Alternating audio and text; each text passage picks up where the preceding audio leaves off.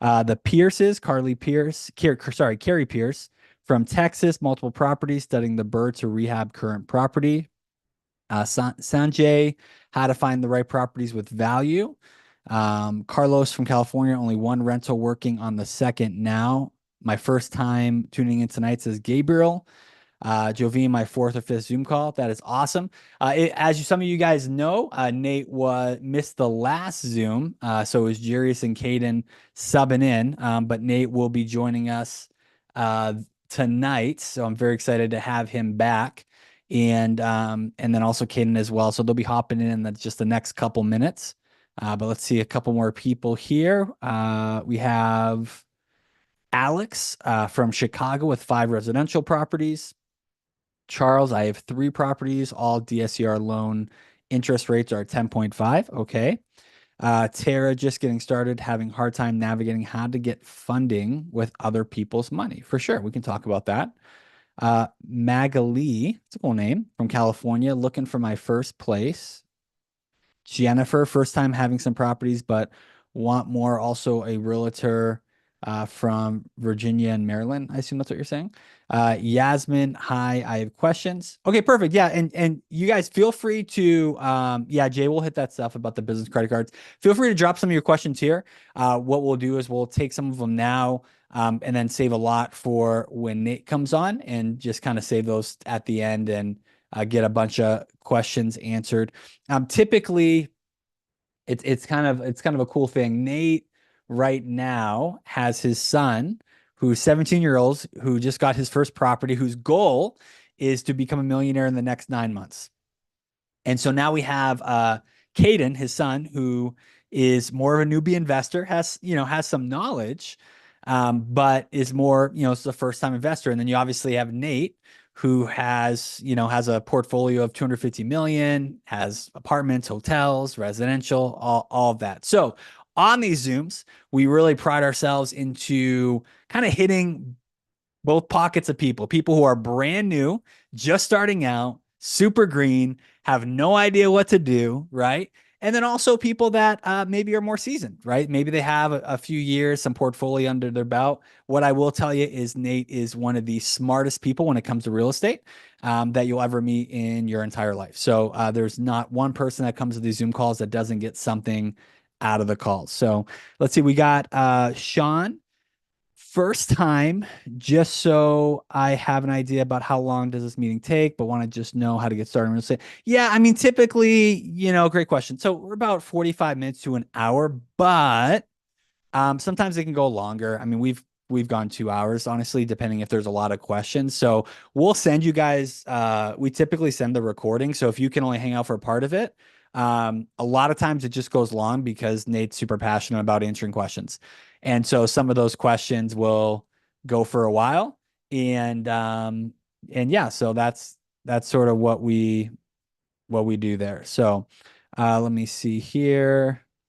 We have Marcelino, if I mispronounced that, I apologize. Starting out, what would be the best route to take getting into real estate business? Honestly, man, it just really depends on where you're at. So kind of when you're asking questions, and this is kind of just to coach everybody up with questions, please be as specific as possible. Because when I read a question off for Nate to answer, like that is so open-ended. You're like, well, what's the best way to start out? Okay, well, what do you have cash on hand? Do you have equity in the property? Do you have no properties? Are you paycheck to paycheck, right? Like depending on where you're at in your career, where you're at in life will really depend on the best advice to start out, right? Versus wholesaling versus taking advantage of some of the properties you currently have versus, hey, I'm flipping right now. It all honestly depends on your situation. So drop that in the chat. Yasmin, I'd like to obtain some funding, want to invest in more properties, apartment under my belt. Okay. Haley, been flipping for a few years, also a mortgage lender, but wanting to go full-time into real estate. Love that. A lot of times we get, it's really interesting. We get a lot of people in the industry, right? Realtors, flippers, lenders, right? And they make money in real estate, but they're not really building wealth. You're not getting the tax advantages. You're actually a lot of times are helping somebody else build wealth for themselves, but you yourself are not. So we'll definitely dive into that. Yasmin, that's perfect. I'm passionate about real estate. I feel the sky's the limit because there are a lot of avenues available. I'm doing wholesaling right now. Fantastic. Yeah, wholesaling is an awesome opportunity for that. And Charles, what is a good rate on What's DCR? up, Donald? How you doing? Hey, What's what's up? up, everybody? How you guys doing today? What's up, Nate? Man, Donald, you got two people here, man? You got everybody else ain't got no cameras? Oh, I know. Shout out Carrie for turning on her camera. I forgot to Come on. let Hey, everybody man, know. listen. Everybody listen, man. I look, here's why I really want you to cut your cameras on. The reason I'm on here, couple reasons, right? Number one, I really like adding value into your life, but it inspires me. So, how many of you guys, by a show of hand, guys, cut your cameras on if you can.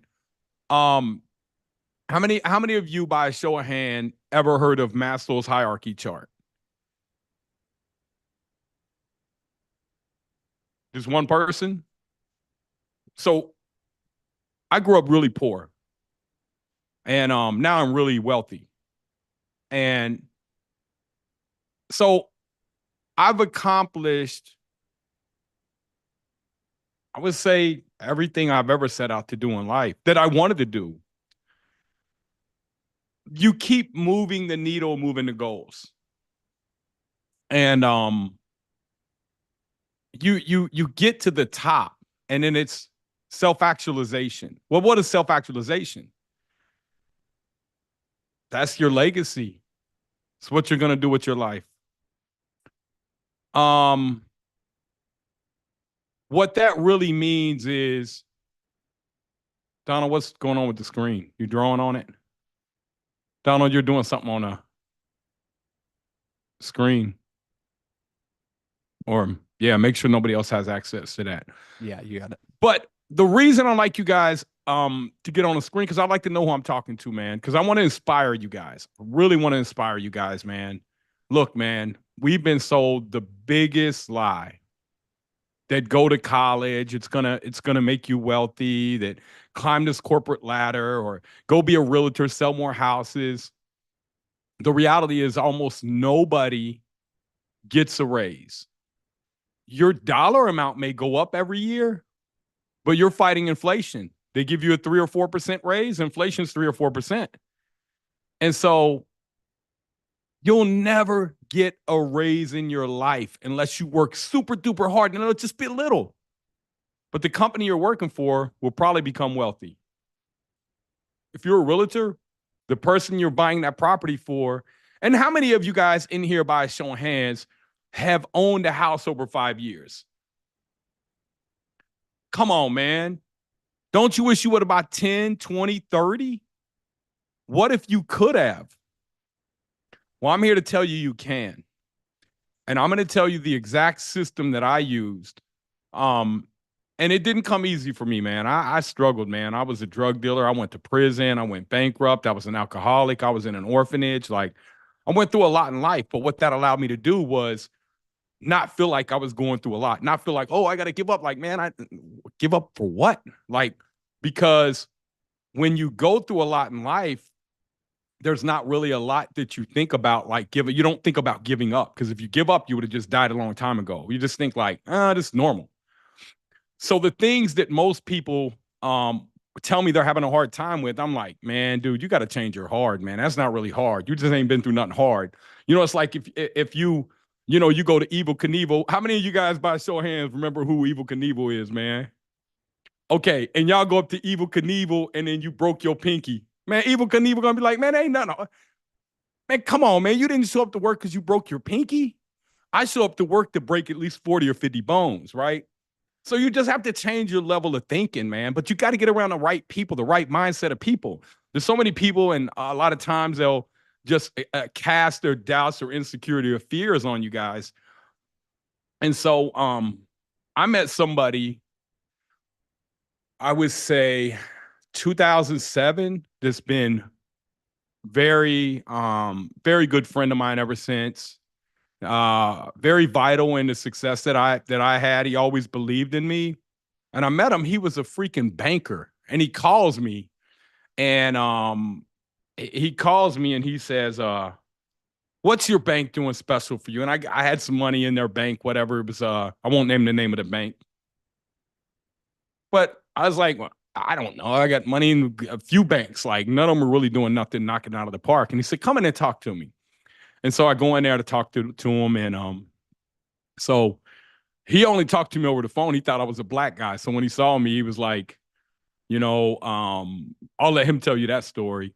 But um, he worked in corporate and climbed that ladder that we're talking about, but he got burnt out. And he was making a lot of money. But guess what? You don't get ahead, and he's done really well, okay? But he said, Nate, I want to go out on my own. I was like, dude, do it. I was like, you do it, you get these type of loans, man. This is what we need. We need somebody like you who understands it. And so he has loans out here that he can get you that'll pay for the acquisition and the construction and your soft cost. You guys maybe don't know what soft costs are. Those are holding costs. Now, you do have to put some money down, but I can show you guys how to get money too, right? I can show you how my son is doing his first property. I had $93,500 worth of 0% credit cards. I gave him that, and I gave him another 80,000. I was like, this is your college money, bro. You want to drop out of school? You don't want to do it? This is your money. Now you got to pay that 80 grand back, right? But the 93.5 he has to pay back. So he did his first house, and Adam cannot get him financed because he's 17, right? Can't do it. He's like, Nate, he was 18, I could get him financed. I was like, dude, even with no tax returns? He's like, Nate, yes. And so he has a product out here. So many of you guys are worried about DTI, debt to income ratio, your income, like that stuff. Adam has loans where that stuff does not matter. He's going to tell you guys about that. I'll also hook you guys up with the company that got me the $93,500 worth of business credit cards. I have a link there. They'll give you money off, and they'll actually give you 2 for 1. So 2 of you guys can sign up. That's my second round. My third round, they think they're going to get me 100 grand. So I'll have about 200,000 in 0% cards. Some of it they'll transfer over the older cards that I had that maybe only got 6 months left, and they'll refresh them. But there's an abundance of solutions to getting wealthy if you think outside the box. If you don't get stuck in thinking, well, that sounds too good to be true. Well, maybe it is, but let's dig into it and let's look at it, right? Now, I will tell you this. It is very risky to take 0% cards because they will go to 22 to 29% after that period is over, and leverage getting a loan on top of that, unless you really know what you're doing or have some people around you that can really help you through those tough times. So my son, look, I buy, large commercial properties now, but I started off mine single family homes. And there's a reason I started him off in the single families, because I know the amount of pressure that these properties put on you. He's not really ready to go jump into a 20 unit. Like he's feeling it. He's on day 50. This property still ain't done. When he first did it, he said he'd have it done in 16 days. I was like, nah, but I let him run with it. I'm talking about we did a new electric, new plumbing stacks. We gutted a bunch of it. It was a ton of work. New roof, new windows. Man, cracks in the foundation we had to fix, jacking up the house, and just a ton of work, man. But he bought this property for $70,000. He bought it with these credit cards, and I'm going to show you guys later. But I know Adam's on, so I'm going to let him jump in a minute. I'm going to show you guys how we got the 0% credit cards. I'm going to show you who did it for me. I'll even give you a link if you want to call and talk to him. And they know which cards to get that will not show up on your personal credit. You do not want one that's going to show up on your personal credit, because here's what you do. You have an 800 credit score. You go get a $20,000 line of credit. You max it out. Boom. You may have a 550. You're done. You're toast. So make sure you know what you're doing if you're gonna use and leverage this stuff. Then we use this app, which I'm going to tell you about later. It's called Plastique. I'll show you the link. And basically my son went in there and he was able to send this money directly like he was paying an invoice to the title company and it went over like it was a wire. I think he had to pay like, I don't know. I mean, there is a cost to it. It was less than 3%.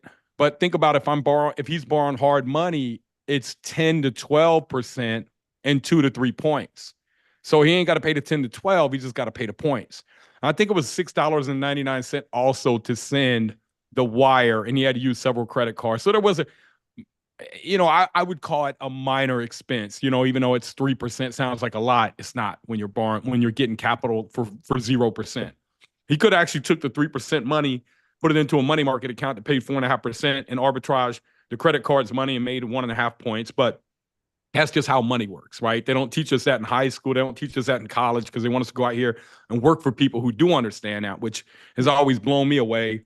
We know about the war of 17, whatever, but we don't know what a balance sheet is when we get out of high school. That's crazy to me, man.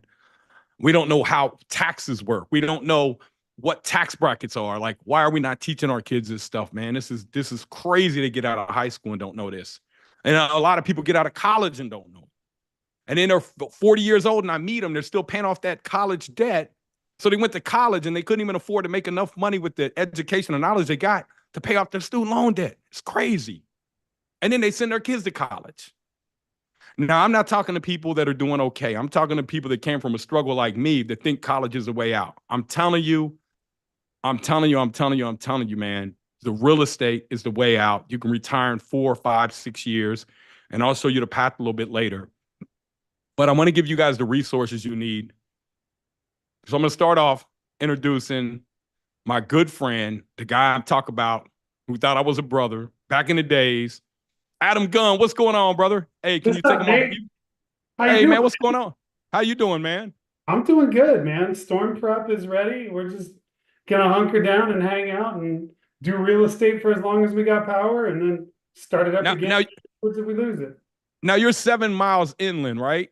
Yeah, yeah. We don't have to worry about surge or any of that rich people stuff. Man, really, dude? No, I've seen your house, man. That's a rich people house you got, man. no, we're good, man. We're ways in. I don't know what'll happen with power, internet, any of that stuff. I don't know what it'll blow around. I can tell you that I'm gonna send you some candles, man. Don't even worry about it. we got candles, but I'll take more, man. You never have enough candles. We got books and candles. So we're gonna Well, be good. Adam, man, look, I know you're getting ready for the storm. He's just east of Sarasota, and you're east of Sarasota, right? I am east Northeast. Sarasota. Yeah. Just I mean the exit of my neighborhood. If you come out of my neighborhood, you're in Sarasota. If you're in my neighborhood, it's quote unquote Lakewood Ranch, Bradenton. But yeah, Yeah, yeah, where all the poor we're people, just Lakewood Ranch, where all the poor people live, right? that's right. That's right. They play golf No, here. so Adam, like when you came back to Cincinnati, man, you told me you were doing 290 million a year and your goal, and you took that to what, several billion? So you talking about Huntington? Yeah, yeah. So I picked up a market that was doing 140 million and it did a billion when I was done with it. Just Southern Ohio, Kentucky, right? So no, Yeah, yeah. just Cincinnati, Northern Kentucky. So Adam knows how to get loans done, and that was just part of the region. You had 11 states at that time, I think. At that time, I only had three. I had Indiana, Southern Ohio, Kentucky. No, I'm talking about when you left. When I left, I had I don't know, the Dakotas, Minnesota, Colorado, Ohio, Kentucky, Indiana, Michigan, West Virginia. Colorado. The 11's probably right, something like that. Yeah. And so you climbed the corporate ladder and you did really well for yourself, man. You Yeah. know, but ultimately you realized that you could do a lot better coming out on your own, right? Yeah, that was a big chunk of it. Was just tired of working for other people, and you get to the point where you're like, why am I doing this for them when I could be doing it for me? I'm going to work as hard for me as I'm going to work for them. Like effort. And so when you told me you were thinking about this, I was like, dude, can you get me these type of loans? I was like, I need loans for people that can do fix and flip. You got fix and flip loans, right? I do, but I didn't know what they were when you were talking about them. Yeah, yeah. So you thought I was talking about selling drugs or something, fix and flip, and I didn't because I know better, but I thought it was just some, like, for those of you that don't know Nate, his mind can go in a billion directions. We were on a cruise and some guy asked him the question, like, Nate, like all these different things, like, how do you stay focused? And I was in the back of the room and I was like, he doesn't. Your mind goes everywhere. Donald But I didn't Donald know keeps what you were everything talking about. focused. Donald keeps everything focused for me, man. I'm That's staying tough muted. stuff. I'm staying muted. Yeah. Okay. Now you can talk. Now that your mute's on, Donald. All right. So fix and flip loans. So what you guys are looking for here, and I'll show you guys how we find these deals later. We're not looking for any type of deals. We're not looking for deals that are on market. We're not looking for deals that are on MLS. We're looking for distressed deals, and I'm going to show you guys a little later, just a few minutes. I'm just going to do for a few minutes and show you guys how we find them. I'm going to show you the parameters we're looking for. I'm going to give you the tools that we use to find them, the same tools I'm giving my son. And so, like, let's say this deal that my son has right here, right? He bought it for 70, Adam. It needs 110 in renovation. It's worth 300 when he's done. Okay. Is that a loan you could do? Yes. Okay. Well, how much money does he have to put down? Well, actually put down none because he already owns the property. No. If he didn't own the property, he was buying it for 70 and he had to put 110 in it. He's in it for 180 and it's worth 200. I mean, 300. In theory, for an experienced investor, somebody who's done 2, 3 and owns one, 10% down, so that'd be $7,000 down, right? So What about the renovation cost though? we'll finance, most hard money lenders will finance 100% of it, Nate. But So, and how many different ones do you have? hard money, I only have 3. I've got like 20 plus DSCR, but I've only got 3 hard. So hard money though, what kind of limits do they got? If I wanted to go out and scale and do this, how many could I do in a time? There's no limit. So if I wanted to do 3 at a time, 4 at a time, 5 at a time, I mean, however many you have enough reserves to accommodate. So hard money loan, you got your down payment if you're buying it, right? which is 10% of the purchase. Yeah, you're gonna have closing costs, right? Closing costs are probably going to be another, what, 10 grand? Because you got reserves and all kinds of yeah, taxes, insurance, let's points. say 8 to 12, 8 to 15, something like that. Depends on how big the property is. And then you're gonna have to have reserves, whether that's 6 months, 12 months, but enough money socked away that you can show you have that you could float the loan as you should for 6 months, 12 months, whatever it is. And then the last piece of it's your first phase of renovation. So you know better than me, Nate. You said, what'd you say, 100,000 of renovation? 110. 110. What's first phase of renovation? You got demo and what else in that scenario? You got demo, you got cleaning up the exterior of the building. You got permits that you got to pull. You're going to have some framing once you do the demo. You're going to probably have some framing, some old flooring. At the same time we're doing demo, we're putting the roof on, right? Like day one, we're putting the roof on if it's leaking, huh? How much is that? Like, what's that cost? That first phase. Okay, so here's the real deal. That property didn't cost us 110 to renovate. I'm just telling my lender it's going to cost 110, which I shouldn't be telling you this stuff. It's going to cost us 70,000 to renovate. So we're going to be in it for 140 plus 10,000 in closing costs, soft costs. We're going to be in it for 150, but it's worth 300, right? So the roof costs 4,500. I'm gonna mark it down. What I'm gonna do is GC it. What I'm gonna do is subcontract it to a company that I own that's a construction company. Market value on that roof's 11 grand. So that's an $11,000 item. Demo, I'm gonna get done for about $3 to $4 a square foot. 1,600 square foot property, 5 grand. That's gonna take care of my dumpsters and my laborers. Now, book price 10, 12 grand, right? It's going to be double, at least double. So that's the way that we kind of run ours. And, think of it as we're not really, the way we make our money is by being knowledgeable, knowing what properties to buy, knowing how to get them done quick, knowing the systems and processes you need, knowing the steps that you need to get them done, knowing how to find the right contractors and vendors, put the right type of paperwork together for them, making sure that you got their W-9, their workers' comp, their insurance, and their independent contractor agreement, making sure that you have a good contract. These are all things that I teach people how to do. And so you know, So your scope of work, Nate's going to show 25 grand. It's for probably like 10 or 15 for you, right? Because you're for what? vertically integrated. The Oh, very first draw? yeah. Now, my very first draw, let's say I'm going to do the outside landscaping, which probably cost me 2-3 grand, but I'm going to put 6-7 down Okay. because when I pay the construction company that I own, right, that's going to be 6-7 grand. The roof, maybe I get done for 5 grand. I'm going to put 10. I'm going to put market pricing. Like if I was to use Zactimate, you know what Zactimate is? No. Well, hopefully you never learn what that is. Okay. That's what insurance companies use when they have a claim. So that's Zactimate pricing. And that's retail pricing basically. And so, yeah, my first draw is going to be 30 grand, but it's only going to cost me 12 grand out of pocket, probably, right? So when I get that 30,000 back, I got my 12 grand back plus another 18. I'm going to use that to order all my stuff if I'm tight on funds. If I'm not tight on funds, I'm just running at this thing 100 miles an hour trying to finish it in 18, 20 days. So you got to have, in addition to everything else we talked to, enough money to fund your scope of work, right? Your first phase of renovations, which you're on your sheet is going to show 20 grand. In reality, it's going to be like 7, right? Yeah, it may be 7 or 10. There you go. So we And then always you mark get it up. done, you get it done, and we give you the 20 grand. And then you do your next phase, which you're going to say is 20 grand, it's probably 10, right?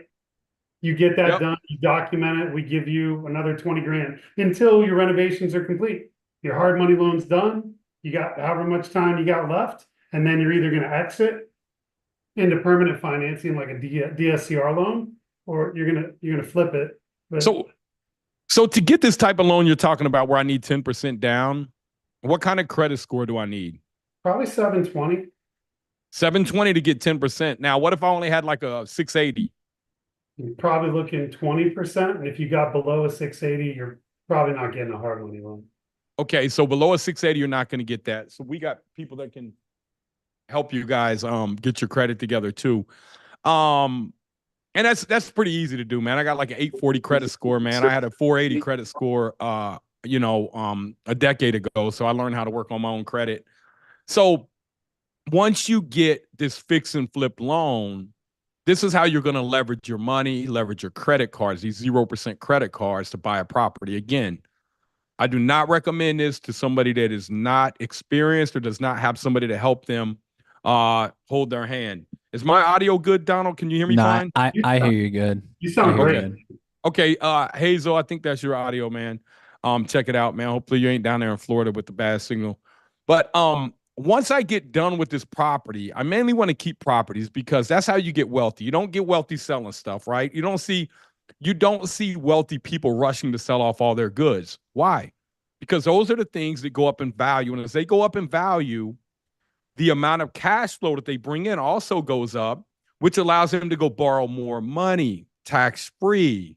And I'm going to tell you guys about something in a minute about my son's net worth and how it's going to grow and then it's going to shrink. I'm going to show you what he's going to do to make it shrink. He doesn't want it to shrink, but it's a byproduct of selling properties. So, after let's say he got that property done, the fix and flip loan, right, Adam? Yeah. Then I say, Adam, look, man, we decided to keep this. We want to cash that. We want to cash that hard money guy out. What kind of rate can you get me on it? And I say, Adam, look, man, I got tax returns, but man, they ain't showing no income. Can you get me qualified? Yes. Yeah. You're What are they going to be? What are they going to be looking for on my tax returns? nothing. I don't collect tax returns on DSCR. I don't Hold on, collect you don't. dues, no pay stubs. It's not about your debt to income. It's about the property's debt to income. Now, what about the fix and flip lenders? Same thing. They don't care about it. So we need to fix the landing page that we got because it's asking a lot of stuff about people's tax returns and stuff.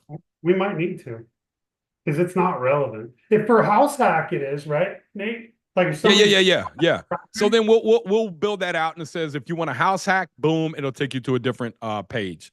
Yep. So we'll get that built out for everybody because I don't want to confuse you guys. So what Adam's telling you guys is this, man. You do not need tax returns. You need credit. You need a credit score. You need some money. After that, you off to the races, man. Yep. Think about this property my son got. He's all in it for 150, probably 152. It appraised at 300. Adam could probably loan him what 70% easy at a value, which would be 210, which Yep. means he's getting all his capital back, paying my credit cards off, paying me my money back. And then he's got another 60 grand on top of that. He ain't got to pay taxes on tax-free money. He still owns an asset going up 5% a year, 300,000 going up 5% a year. That's 15 grand. 1 year. That's over 1,000 a month in appreciation. Now, we'll have times where that 5% maybe is only 3. We'll also have times where it's 7. But if we go back and look at historical data from 1963, houses have appreciated over 5% a year across the country. Like it's crazy. And I can show you the charts if you guys don't believe me. Type in below if you don't believe me, I'll show you the chart, okay? And so you don't really need tax returns. You don't really need income. Hard money 680 DSCR. Where can you go down on DSCR? There was somebody on here that said they had 600. 600. There was 600? 575 in around anymore, so 600. 600, and then at 600, what kind of loan to value are they going to give them?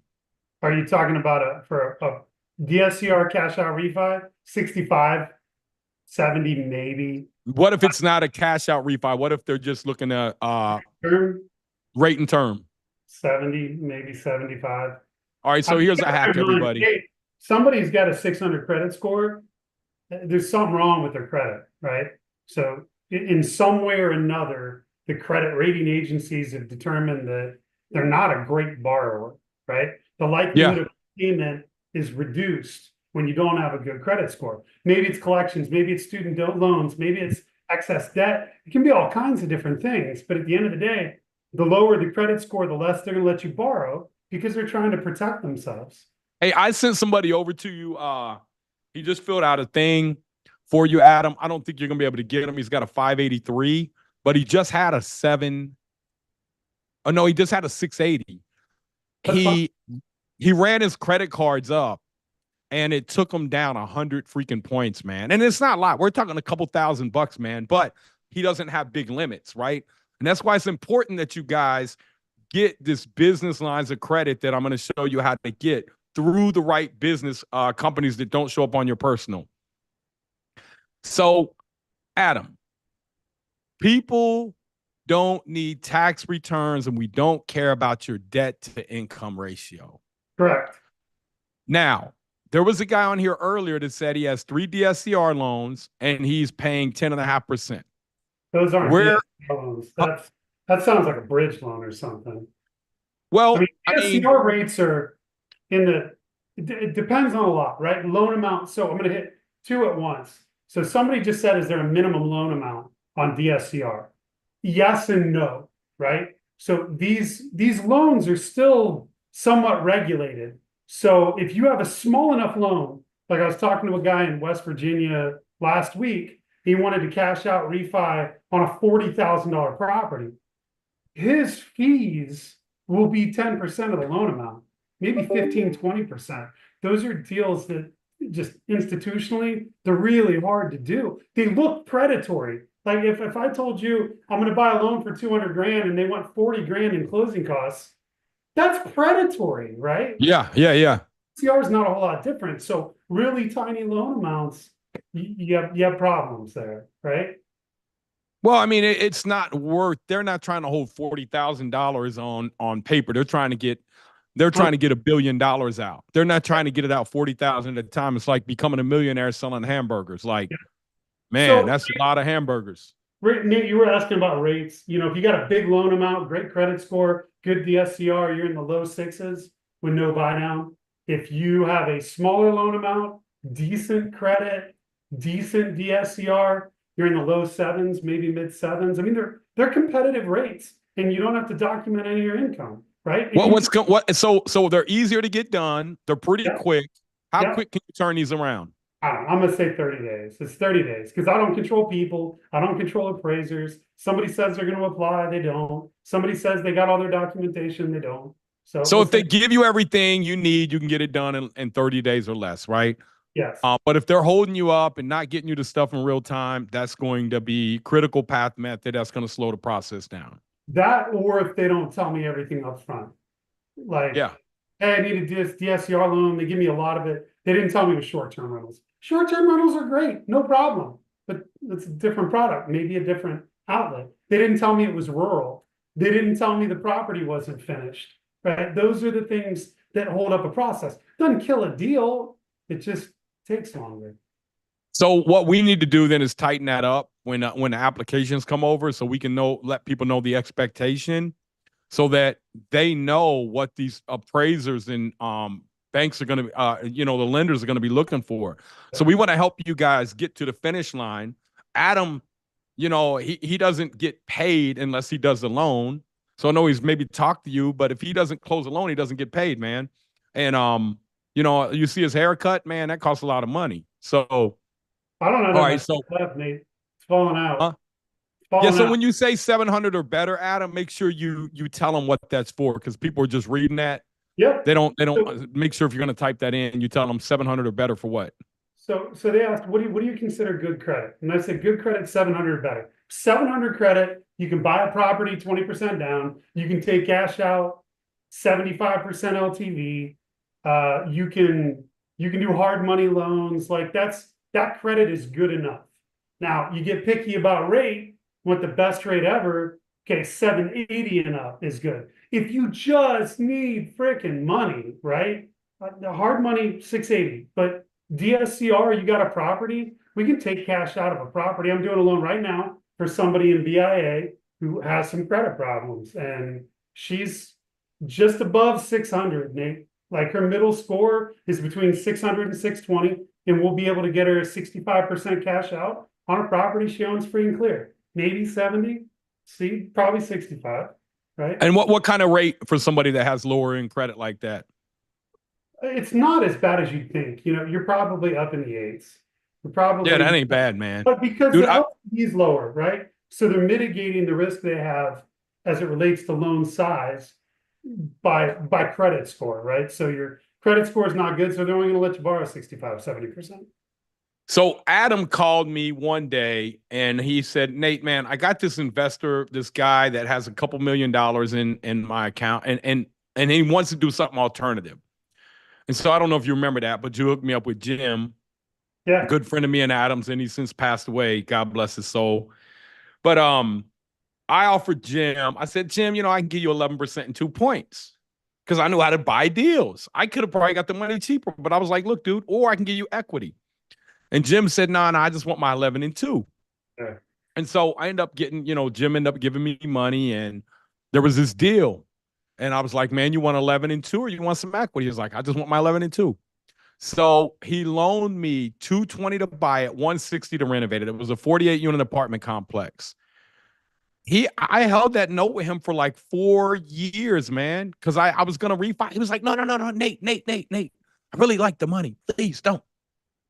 And I was like, all right, because it wasn't a big deal to me, man. Like 11% sounds crazy to you guys, but let me tell you how that worked. He ended up making about $160,000 off of that over 4 years, off his 380,000 bucks, right?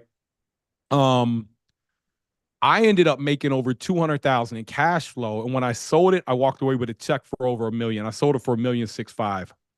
So when you guys say, "Don't man rates," I don't care about no rate. What am I buying?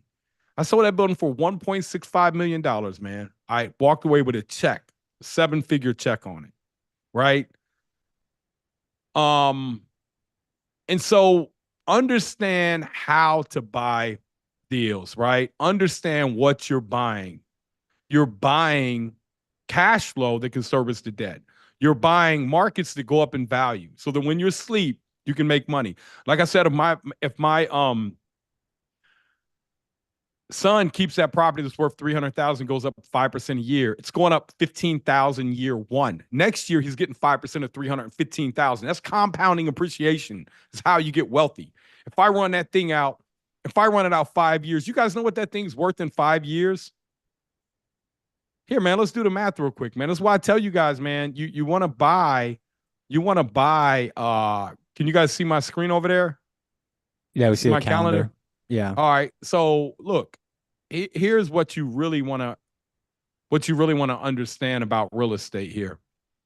That the real wealth, let's see if I got a calculator pulled up here somewhere. Let me just go pull up a calculator. Can you see my screen, Donald? Yeah, we Yeah. see Google. All right. So look, man, if he has a $300,000 property, let's say that, it's going up 1.05.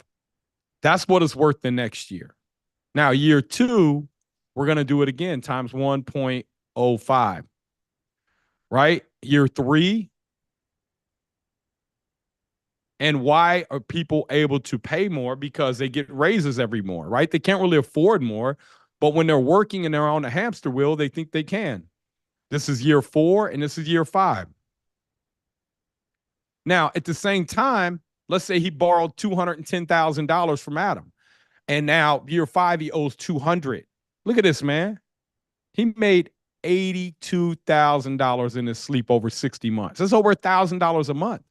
And imagine he has 30 of these. It's not hard to get 30 of these properties if you got the right systems, processes, loans, and you understand what you're doing. We're talking about 30 times 80, that's $2.4 million right there, guys. We're not talking about the cash flow. Okay. We're not talking about the equity. He still has another 100,000 in equity in the property times 30. We're talking $5.4 million net worth.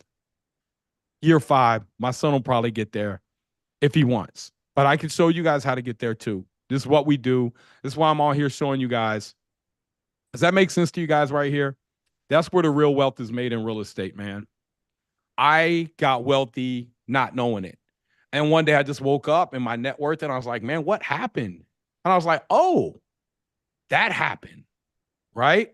And then I start to try to comprehend and understand it in my brain. The stuff that I'm telling you guys right now took me a decade to figure out what the heck just happened. And so having somebody around like Adam who can help you out, this is the person that I will hook you guys up with right here that can get you plugged in right here. Anybody want his information? I'm going to take you guys over here to my I'm going to take you over here and show you guys how to access. You want to go to natebarger.com.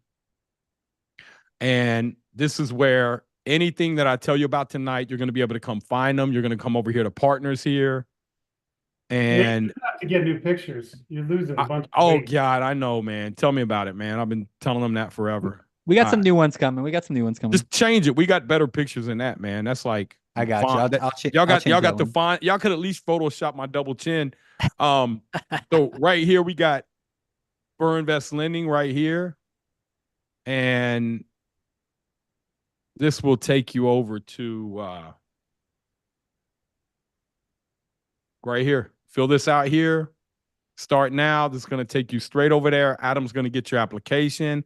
I think you can even go on here and, this takes you right here. It's going to ask you a couple questions and he's going to get back with you guys. What's your turnaround? And here goes his email right here too. What's the best way for them really to fill out this, right? So you can tell them like, hey man, I can help you, or here's what you need to do. What's the best way? 100%, no questions asked. Go through this form and leave me notes. At the end of this, it's going to say, is there anything else you need us to know? And unless every button you clicked led you perfectly to where you want to be, I need commentary. Commentary helps a ton. Explain commentary. Like, so the difference between a conversation with somebody who has multiple flips and multiple holds is different than somebody who's brand new, right? Somebody who wants to buy a 20 unit or a 50 unit or something crazy like that, completely different than somebody who wants to buy a single family, get some appreciation and some cash flow, right? Your credit score, I mean, all that stuff gets asked, but how urgent is this? What's going on? Where are you at? What's your journey? What are you trying to accomplish? That's the one piece I missed from a lot of these people is in your words, what are you trying to do? Right, Nate? Okay, so what we're gonna do is we're gonna come in with that application. We're gonna get this application nailed down so that you can look at it all and understand exactly how best he can help you guys out. Yep, Does that sound good, Adam? 100%. So listen, I showed you guys how to get a hold of Adam. Now, Adam, man, I don't know how much time you got. I know the storm's coming. Hey, the power of our private network too, man. So last night, Adam calls me. He's gonna drive from Sarasota down Cape Coral, where he owns another property, and he's gonna go board it up because he can't find nobody to board it up, man, because everybody's busy. And I'm like, hold on, man. I got one of the people in our private community, and I call him. He picks up on the second ring. Yep. I merge Adam in. He's 11 blocks from the property. Goes over there today, gets it all knocked out. Adam, you would have been stuck in traffic coming back right now, bro. Tried last night, Nate. I tried to go. I didn't want to bother this guy. I drove all the way to Cape Coral. I still had renters in my house because it wasn't mandatory evacuation yet. And I wasn't going to walk into the house at 11 o'clock at night. So anyway, I came back. So I'm glad you dude hooked it up because I couldn't have gotten it done. Worked out perfect. Yeah, worked out perfect, man. So again, prayers for anybody down there in Florida. Adam, can you stay around just for a few more minutes, man, and answer some questions? Yeah, I'm here. Hit me up. Hey guys, this is my personal banker right here. This is the guy that I give my son, everybody. Like, you guys have access to everything I had access to build a 9-figure portfolio, man. Right here. I'm gonna give you Adam. Go ahead, Donald. What questions you guys got over there? Yeah, Gabriel is asking for link to Adam's website, so I'll just pop that into the chat right now. Like they said, just fill out the form.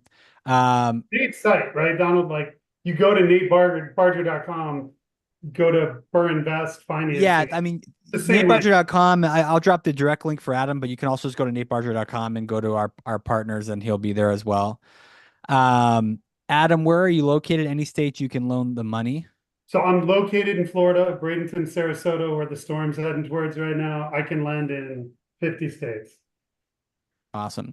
This is an interesting one. Usually Nate gets this question, but I want to hear Adam. Adam, do you recommend a college degree? If so, what? So my father told me that if I wanted to grow up and slop pig barns, farmers, he was fine with me doing it. I could slop pig barns or clean toilets, but I was going to do it with an effing college degree. So I do have a college degree. I don't, hindsight being 2020, I'd have jumped on Nate's bandwagon about 20 years ago if I had the confidence, and I didn't. I mean, I watched Nate doing it. So when I met Nate, do you guys remember photo albums? Like photo albums? He had a photo album. The paper, hold on, Adam. Not the one on your iPhone. You're talking about the actual like printed photo albums. Hold on, right? Oh my God, you still got it? No. like photo albums, right? Like yeah. Photo albums. Yeah. Photo album, and inside of it were his properties. It was pages, Polaroid pictures, and on the bottom of the white strip, it would say the address, how many bed, how many bath, and what the gross rents were. And it was pages and pages. And it was like a resume. He sat down in my office, and it was Buddy back then. It wasn't brother. It was Buddy. Buddy, hey, look, these are my properties. This is what I got. And he was legit. He already had dozens and dozens and dozens of properties that he had bought and he had fixed and he had rented. He had, I don't know, when I met him, he had to have more than 50 doors. Wow. Yeah. I did, man. I did it quick, man. I started in 05. And by the time I met him in 07, I probably had 80, 90 doors. By 2010, I had 250 doors. And I was bankrupt. I was all over the place, man. I didn't have any focus. I had a bar and grill. I had 2 industrial buildings. I had a junkyard. I was listening to poor people telling me I needed to diversify, to be honest with you. Fidelity. I was listening to some guy over there. He's like, oh my God, you're making all this money. You got to diversify. Well, I thought he had a college degree. I thought he knew what he was talking about. That's what really led me to bankruptcy, was not being laser focused. If I would have stayed, and I'm not mad about it, I'm not mad about it. But that's just the truth, man. I was all over the place. Dan You, Mason's. Oh, go ahead. Go ahead. I'm you're just, sorry. you're just good at being all over the place now, Nate. Well, no, I'm laser focused, man. I'm laser focused on what I do, and I got a great people around me to execute, and great systems and processes. And so, you go through life, and you're either going to make the mistakes, or you're going to pay somebody to guide you that's already made the mistakes. And the thing that always bothered me was they got these, and I'm not talking bad about anybody, but the colleges, man, they got these professors teaching business that never owned a business. I don't even know. I don't know how that works, man. That's like hiring Dan fat people to be personal trainers, man. It probably ain't a good idea. Dan Mason asks, why would you take a hard money loan at those terms instead of a traditional commercial loan? Well, I mean, so first things first, what choice do you have? I mean, it's real easy to talk about a traditional non-recourse commercial loan, but those are big properties, right? You're going to have big down payments. You're going to have to show experience. They're fairly fickle. So, I mean, a lot of people will because they don't have a choice. First of all, let's not confuse hard money and commercial money, right? Hard money is residential real estate, 1 to 4 family. If you're talking about commercial loans, that's a whole different game. And I'm not, Nate, we're not talking about commercial property tonight, right? Nah, we're not, man. I'm starting to inner circle for people, and then from there we'll be doing that. But really, what I want to help people do here is become millionaires, become multimillionaires. Once you get a couple $1 million net worth, then we can start talking about going to the next level. But there's things that you have to learn, even outside of the people I mentor. I tell them, man, there's things that you have to learn that I'm not going to be able to teach or tell you. Um, because everybody's circumstance is different. And it's like that Plinko. I don't know if you guys remember that, but the journey that you're going to go down. There's going to be things that you just have to learn how to build out systems and processes that I'm not going to be able to really tell you, because every market is different. Every even jurisdiction in Cincinnati, I may go to a different jurisdiction, and it's a little bit different. So Is those there are the things that you got to build. Those are the things that the experience that you got to get. I can give you the path. I can give you most of it. I can give you support. I can give you like a lot of knowledge. But man, I need people to scale up, man, from single family. I can get you to retirement in 5 years, man. And when I ask people that, some people are impatient. I'm like, well, how long have you been not a millionaire? And they're like, well, 37 years. I'm like, well, dude, like, give me 5 years. I got you. We have some people asking about the recording. If you registered for the event tonight, we will text you tomorrow around noon Eastern with the recording. Some people are asking about like the mentorship that you're mentioning, Nate. Any info on that real quick, and then we'll do some more questions. Um, I got mentors. I mentor people all over the country. I got 44 city groups around the country. We got presidents. We have meetups all the time. We have almost daily coaching calls, live coaching calls where you can ask questions, where we go over stuff. We got a private community, very, very strong community. People in there just willing to help outside of myself. Jarius, who's also my partner, he's on here too. Looks like he's driving back from football practice. And so we just, man, for people that are really ready and serious, we can help you mitigate. We can take you down from 20 years worth of mistakes, and we can condense that down into 90 days and give you a direct path and support, and spreadsheets, and show you pretty much how to do everything. So if anybody in here is interested in hearing more about that, man, just say mentor. But I'm going to give you everything that you need here on this call, like high level. But if you want to get in the weeds and you want somebody to hold your hand, you don't want to go out here and spend decades of your life making the same mistakes that I made, I can help you through that. All right, next question we have. Robert says, on your DSCR loans, can you challenge the appraisal if it seems low? Yes. Yeah, I mean, it's not going to be you challenging it, but you're part of the challenge process. Any lender out there, if an appraisal comes back that you're not happy with, if you have comparables, whether that's comparable schedules of rent or whether it's comparable sales, you provide that to your lender will go back to the appraiser and fight on your behalf, 100%. We have somebody asking, it's getting late, so I'll be quick. Hopefully this question might be touched upon, but how would you guide an inspiring law student into real estate during his undergrad? Stop going to class and paying for college and start investing in real estate. Nate might have a different answer than me. I mean, look, here's the deal, man. You're gonna go, and I got people in my mentorship that are attorneys. You're just gonna trade your time for money the rest of your life. It's a higher amount, but you're expected to live in a nicer neighborhood and have a nicer car. So your quality, your peace of life isn't really.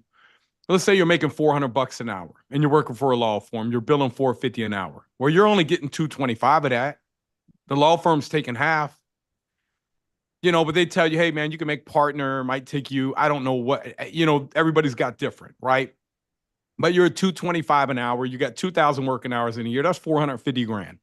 Now, Adam, you made a lot more than 450 grand a year when you were working for corporate, but what does that feel like? What does that look like? What is the taxes? You're getting beat over the head, right?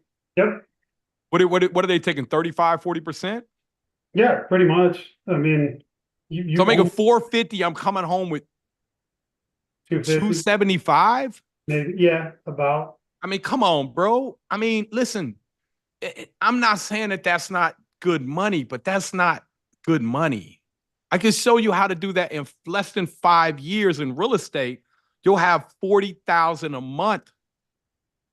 These people going to law school getting $400,000 or $500,000 in debt and grinding for years. And then every year you get a freaking, your properties go up. When inflation hits you, you don't care if bacon's $12.99 a pound, man. You asking for 3 or 4 pounds of it. Why? Because your properties are going, it's crazy, man, the way that they don't teach us how inflation and the de-dollarization is working in wealthy people's favor. That's why the 1% get wealthier and wealthier, because they understand how to leverage debt. The rest of us are told to pay off debt. You think wealthy people are out here in a rush to pay off their debt? They're trying to get more debt. They want more debt with more assets where they got more people paying the loan. They're getting tax incentives for doing it. I mean, we could go on and on about that, man, but hey, Nate, I'm gonna hit one in the chat, and I don't know anybody, right? But somebody asked if you need to have money for down payment. Like, if you have no money, can you get a DSCR loan? To which my response is, you have to have a down payment for these loans if you're going to buy property. And somebody who's been pretty active tonight said that your Instagram post is misleading because it makes you seem like you don't need money down. So I just want to hit this real quick, and then I'm gonna cook dinner for the fam if that's okay. But there are numerous ways for you to come up with a down payment, whether it's wholesaling, whether it's fund and grow, whether it's finding people to partner with inside of this community you've been given access to right now. There's a million ways to come up. Well, million's a lot. Let's say there's 100 ways to come up with a down payment, but there is no loan that doesn't involve you having some skin in the game, some effort into the equation. So it's not misleading. You can't, nobody's going to say, hey, let me give you hundreds of thousands of dollars to invest in what many consider to be risky real estate ventures. You just take it, do what you can with it. If it don't work out, it's all good. That's just not the way it works, friends. You gotta, to do this well, you have to do what Nate's done. Take risk, pay your debts, do the research, and do the work. And if you do that, you can do what Nate's done, maybe more, right? But but Adam, so the post that I posted was, I'm going to show you how you can get in this with no money out of your pocket, right? Now, it doesn't mean that you don't need money. Okay, so I wanted to have you on first because I know you're getting ready for the hurricane. The next step of this is I'm going to show you guys how to get these 0% business credit cards. That's where the no money out of your pocket. You're using the 0% business credit cards to come up with the money that you need. Again, you do not want to do this if you're a novice. You don't, because you got to be really good. You got 12 months. You got the a fix and flip loan is usually 12 months, right? Yeah. Yep. You got your 0% credit cards, which are going to be 12 to 18 months for the most part. So you got this stuff is ticking, ticking, ticking, ticking, ticking. And you want to know that you can get this stuff done in 6 months, not 12 months, 6, 7 months. And then you're on a refi or you're flipping it or whatever you're doing. You got to get that cash back. So that is what I was going to cover on the, no money out of your pocket, right? So yes, you need money, and you can't come to Adam and say, hey, I don't have any money. I don't have any assets. I don't know what I'm doing. I've never done a deal. Would you give me money? Of course, no, right? Not going to happen. But like Adam said, there's a lot of, if you're investable, when I came out in 2013, I was able to, in 30 months, get enough money to retire because I was investable. I knew what I was doing. So if you don't have knowledge, and if you have knowledge and you don't have any money, you can get it done, right? So we're gonna go in and Adam, can you answer a few more questions? And I'm gonna jump in and show you guys the website that we use. I'm gonna give you the link for the partner that we use, who's been on here speaking a couple of times already. She is down there, hunkered down in Florida. I know she's down there with you, Adam, getting ready for the hurricane. Hopefully it moves in a different direction from you guys, man. Yeah, I got questions. Hit me up. Okay. All right. So a few more questions, Donald. Yes, some of these ones I think are relevant, but that might be not directly for Adam. Question for Nate. Current market prices are higher. Is it okay to buy right now? If so, why? I'm afraid the prices will be decreased later. I'm seeing lower pricing. I'm not seeing higher pricing, man. I don't know where you're looking at. I mean, you're probably going to Nordstrom. I'm going to big and small lots, right? I am not a retail buyer. I'm not going to the retail place. I'm going to the place where I'm going to show you guys in a few minutes. I'm going to the place where people saying, hey, man, I don't want this place anymore. Come and take it from me. Then you offer them whatever you want. My son's got a second property under contract, would have closed by now. The people wanted 220 grand. We offered them 40,000. We end up settling at 48,000. Ain't no higher prices. I mean, go in, you name your own price. You find these deals off market. You find people that need the money more than they need the property. They're not hard to find. I can give you a list of, man, I don't even want to say a million across the country, but it's a lot. So whoever said that, drop your zip code. I'm going to show you something. Drop your zip code and I'm going to show you something. I'm going to show you everybody in your neighborhood. Was it Tina Powder said that? 18702? No, it was Okay. Celine. Okay, Celine, drop your zip code. I'm gonna show you. There you go, Celine. Get Celine's zip code for me. Yeah. And Adam, look, man, I know you got to get ready for the hurricane. Anything else you need from us, brother? I would send you water, but it sounds like you guys are gonna have plenty of that. We just need to put some buckets out. I got those 5-gallon Lowe's buckets. They'll be fine, Nate.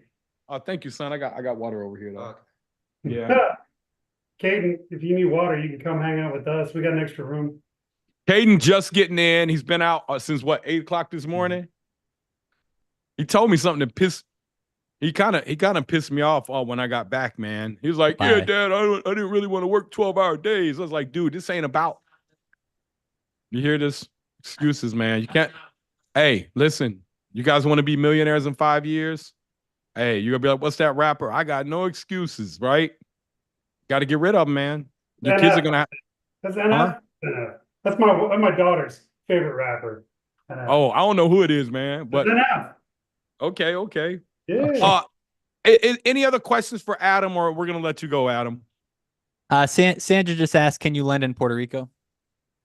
No, that's a good question. No, I can do the 50 nifty United States. Hey, Adam, can't you loan to people that ain't nationals? Yeah. Oh, 100%. You don't need to be a U.S. citizen to borrow this money. Well, yes, Awesome. 50 states, and at 50 states, just not Puerto Rico. And you can be there are all types of optionality as it relates to your citizenship. We can do what are called foreign nationals. So somebody who doesn't live in the States but wants to buy real estate here. We can do I-10. We can do all kinds of crazy What's things. I-10? I thought that was a highway that they brought drugs back on. So think of somebody who's an undocumented citizen, right? Okay. Standalone work permits are tough, and there are certain certain countries on the OFAC list that we can't control, like Venezuela. I'm trying to help somebody who's a Venezuelan refugee currently, and it's really hard because they're on the OFAC list. But yeah, you don't. And guys, it's 10 to 20%. 10% if you got good credit of acquisition. They'll give you 100% of renovations. Okay. So for me, I'm just going to keep it real with y'all. I ain't telling you to do this. I always mark my renovation up because at the end of the day, what they're looking for is, are you under that 70 or 75% of the ARV, right? So I'm not telling you to do that, but I got a way I do it legally because I own, I'm vertically integrated, or at least I think it's legal. And so, not to give legal what's advice. ARV mean? After repair value. So if the after repair value is 300,000, 75% of that is going to be 225,000. I know I can go up to that. That does two things for me. Number one, let's say I'm only in it for 180. That gives me the ability to do a rate and term refi at 2.25 because I already got the 2.25 out. I was in it for 180. I already got 45,000 sitting in my account that I got from the fix and flip lender, right? So I got 45 grand sitting in my account. And then instead of me saying, well, I got to wait 6 months to do a cash out refi, I already did it on the front end. And now I'm just calling out and saying, hey, man, I need a rate and term refi. You ain't pulling no cash out? Nope, not a penny. And you get a lower rate. You get a lower rate. Yep. You get it done quick too. You can turn it around quick, man. Adam, man, I'm gonna let you go, man. Thank you so much, brother. Thanks, Nate. Love you. Good to see you, my friend. Thanks, Love Tom. you too, man. Thanks, Adam. Hey, Jerry, Amanda?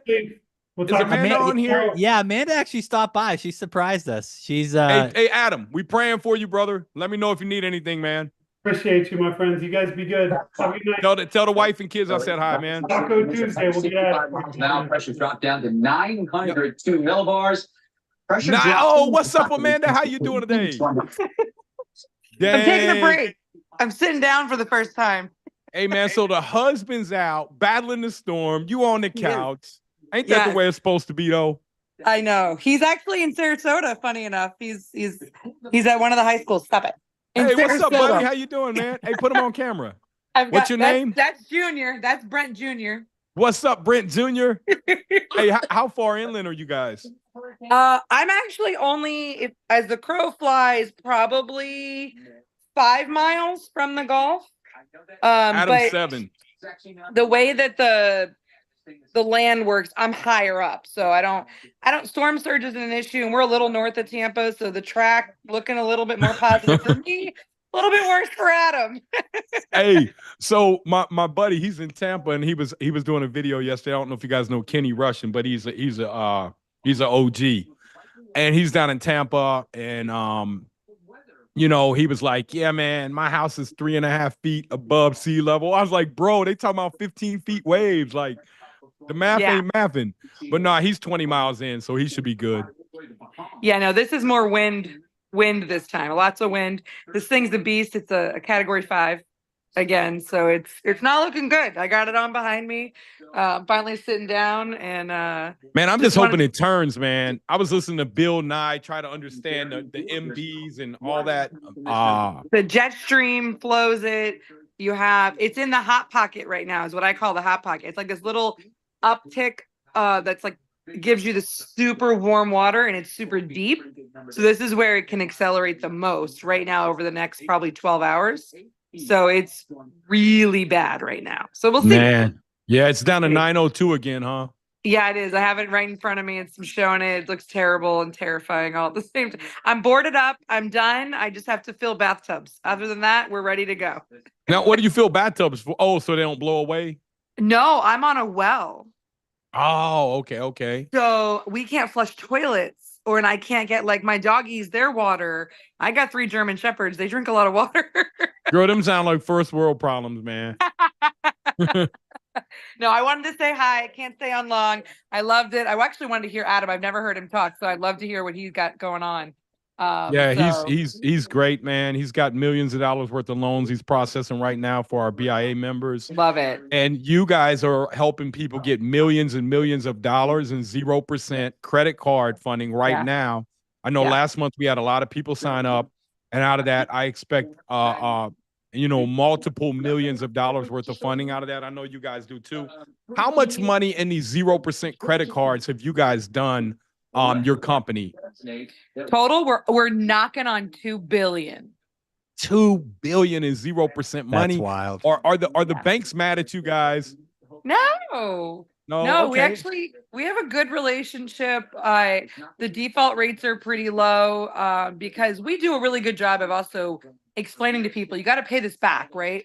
So we try to partner with people like you guys who have a natural way that you're going to do that, right? Like it's normal. This isn't for long-term holding, but it's a great place to have. And hey, listen, we all know. I know you're good at overpricing your renovations and those costs, but a lot of people aren't. So this is also a little safety net.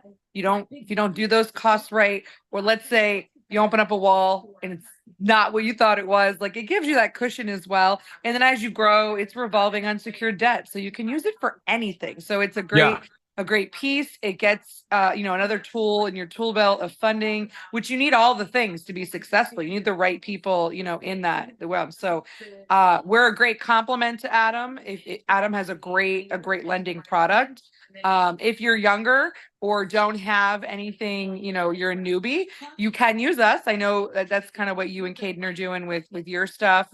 So we're just kind of everything. And I know we're on your page. Everyone can get in there, but Fund and Grow has been around since 2007. We're not just fly by night. You can look at our reviews. We take a lot of pride in those reviews. And if you look us up anywhere, we have 4.9 stars on Google. We're on Trustpilot. We do what we say we're going to do. You guys really sure. do.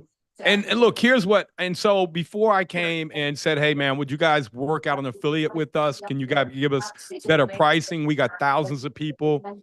I came and signed up for you guys first. And so, hey, what's up, buddy? Yeah, hey, stir crazy. Hey, man. Well, he's all booked up in the house. Look at that, man. So Okay, stop. he's all booked up in the house, man. All that Yes, energy. So, I know. Okay, so Donald dropped the link, fundandgrow.com. It's in the chat if you guys want to go sign up for that. Now, we'll tell you that they won't take your money if they can't help you. And then we got a special deal where we get $500 off, and then you can do 2 people for the price of 1, right? Yeah. Yeah. And so find somebody. Now, you guys can't split it. You can split it internally, but can you split it over 2 credit cards? Yes, yeah, we can do that. It just you got to call in. We have to. You can't sign up online that way. We got to manually do it on the phone. So it's an easy process though. We've done it for several of your people already. And make sure you use Nate's link though, because that gives you all the tracking. He's so obnoxious. This is why I muted myself for so long. So he loves his mommy. We actually, just so everybody knows, we are closed tomorrow because our office is actually on the west side of 19, where we live, which is in the flood zone. So the office is actually in the flood zone. So we're just going to keep our fingers crossed that doesn't happen. But we have everybody's laptops at home. So we are closed tomorrow, potentially Thursday, depending on the storm. But outside of that, you can go do a free soft pull pre-qual to see how much funding you can get. Like Nate said, we don't take your money unless we can do it. We have a 60-day money back guarantee also, just to make sure. But we offer a free consult on the front side. We can answer all your questions. We can look at your credit, review it. Some people have a couple things they need to look at and do. So, but that's what we're here for, is to help everybody, whether we're the only option, whether we're a supplement, whether we're a complement, we're here for anything that we can do to help, get anyone in the BIA network, in the BRRRR world, to be able to get the funding they need to be successful. Yep. And so you guys got me 93,500, 0% for my first 2, right?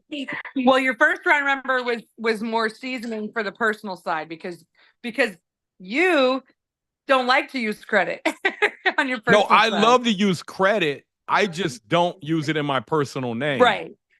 So That's what I mean. literally, I had like an 830 credit score, and they were like, "You don't have any personal credit." And I'm like, "What do you mean?" And it was like, "You don't have anything on there. You got like a $2,000 credit card in my house, and that's it. I don't have any cars. I don't have any." So, but they were able to get me 93,500, and I got one more round. What do you guys think I'll get on my third round? My credit's up to 840 now. Yeah, I think we should be able to clear 100,000 on the next round in business. So I'll credit get for sure. $200,000 total, 0% money, which I'll leverage to let my son go leverage, man. That's what I'm letting him do with it, to go become a millionaire in 9 months. Hey, we're gonna help him as soon as he turns 18. We're gonna get him started, get him going. So you know, there's a lot of things you can do if you're younger. Sorry. So there's lots of ways. Hey, you can't get frustrated now with him. You got a long couple days, okay? I know. We're gonna lose power at some point tomorrow, and it's not gonna be fun. Yeah. So, but well, make sure you go cook some pizzas or something right now. Oh, I got an outdoor kitchen. Works off propane. I got burgers and hot dogs and all the things. We'll be good. Oh, you'll have all the neighbors over there then. Yeah. I'm fine with that.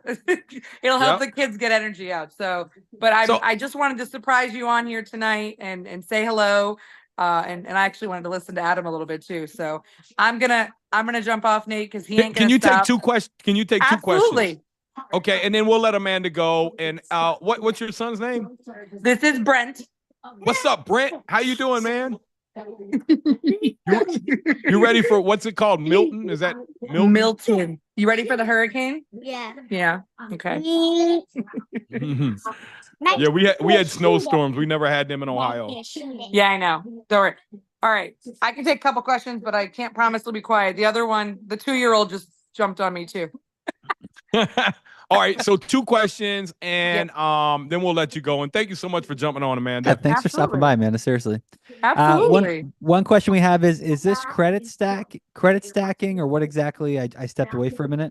Yeah, technically it's credit card stacking on the business EIN side, and all that really means is that we're going to leverage a few different banks to stack up to that $250,000 thing. So it is what they call credit card stacking, but it is specifically on the EIN and not on your personal credit. Now you have to personally guarantee it, everybody. But again, the credit, the thing that I love about them is they know exactly which companies to go to that will not report to your personal credit. Because if you go and max that $250,000 out and it shows up on your credit, you're done. You're done. Your credit's gonna drop so low. Correct. All right, and one more question for her. Yes, I'll do 2 more. We'll be quick on this one. Somebody's saying every business card I apply for asks for my personal social to back it. How do I avoid that? You can't. There are no business credit cards. I know this sounds crazy. Business credit cards require a personal guarantee. There is no way around it until you get to, millions in revenue. Then you can probably get around it. But until then, it requires a personal guarantee because that's how you're offsetting, not requiring, business revenue, proof, tax returns, all the things that a traditional loan is going to require. Yeah, because you guys didn't ask me for no tax returns, no bank statements. You just got me $93,500 and 0% money. Yep. That's the leverage. That's the difference. That's the trade-off. So Carlos is asking then, do you have to run your personal credit to be approved? Yes. We will only do a soft pull, but the actual lender will do a hard pull. However, we actually will supply you with some tools of how to get those inquiries removed because they should not stay on your credit. It's not guaranteed. There's usually one bureau that's a little stubborn, and it rotates on who it's going to be that month. But we do give you all the tools to try to get that removed off of there. And just in case oh, go ahead, Nate. Sorry. No, I was just going to let her go, man. She's got to get ready for the storm. She's got the kids. Amanda, thank you so much. We appreciate it, man. If we can do anything for you, let us know. Absolutely. I told Christos to reach out to you. If you need Marriott hotels, I can get you a friends and family pass. He did. He actually did, but I'm staying home. Okay. Well, you let me know if you ever need that, okay? All right. Thank you so much. And I'm sure I'll see you very soon. I think I'm going to do a Thursday call. Hopefully I have power. Let's do it. All right. Thank you, Amanda. All God right. bless Thank you, you. Amanda. Thanks, guys. Bye. Yep. Bye-bye. So Nate, earlier in the call, we had a few people asking for like, hey, could Nate whiteboard this, especially doing the construction stuff. So I think we have time in a little bit to do the sheet. Trey asked a question though I thought was kind of interesting. I think Wait. You're just talking about a sheet and I don't know what you're talking about. well, Tell like me. the deal breakdown sheet you have, the deal analyzer sheet, because you and Adam were kind of like just banging through numbers I mean, and look. Here, it's real simple, man. It's real simple, guys and girls. Look, man, I had to figure this out because I ain't had no money. Okay. So I'm gonna share this with you guys, what kind of like what I would do. Okay. And oh God, I hate when I got all these pop-ups, man. How do I minimize this crap? you're just on Mortgage Exchange's tab right now. Huh? No, You're it's not that. It's this pop-up box I got that keeps coming. Disable annotation, hide video panel. There you go. Nope, that ain't it. All right. Show video panel. All right, so let me just move this thing around like I always do. All right, so here's simple math, everybody. And then I'm gonna jump in and show you something else. So if I go in here and I know that this property is going to appraise at 300,000 ARV, what I'm going to do is back into it. And I'm going to say, okay, I know they're going to loan me 75%,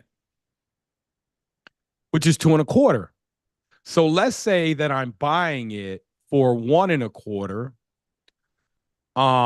minus 125,000. And I only got to put 50,000 renovations. Well, I'm probably going to tell them I got 100,000 renovations. That way, when I draw down my last draw from them, I got 50 grand in my account already. Does that make sense, everybody? Now you're doing that too, Nate, because you're giving them retail numbers and you know you can get it done for a lot less. Man, people, that's what one of the things in the BRRRR group, man. People are always like, "Oh, you can't do it that cheap." I'm like, "Nah, you can't, bro. I've been doing this. I've done over $500 million in this stuff, man.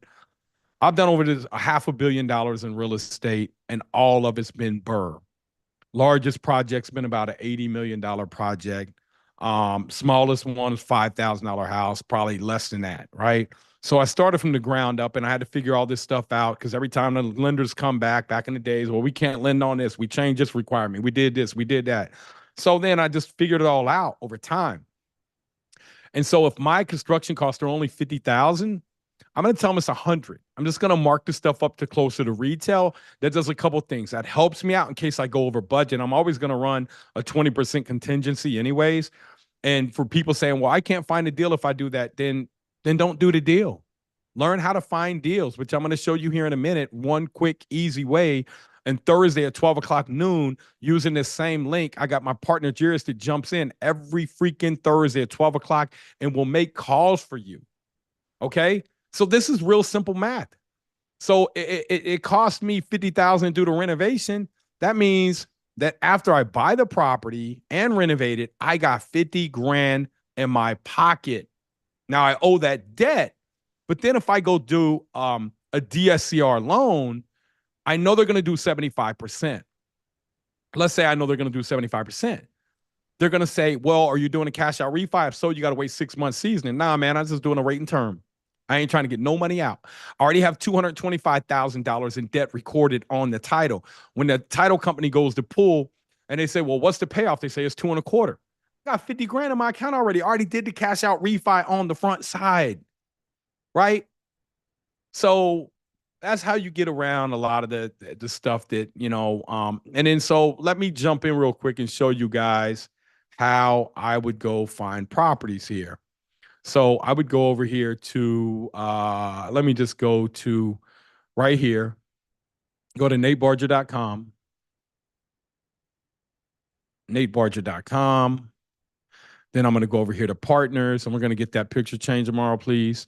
And then I'm going to go down here to Deal Machine. Now, Fund and Grow is on here too. If you want to go sign up for Fund and Grow and get the 0% money, then you can take that 0% money and you can use plastic. You can set up a plastic account. You can put your credit card number in there.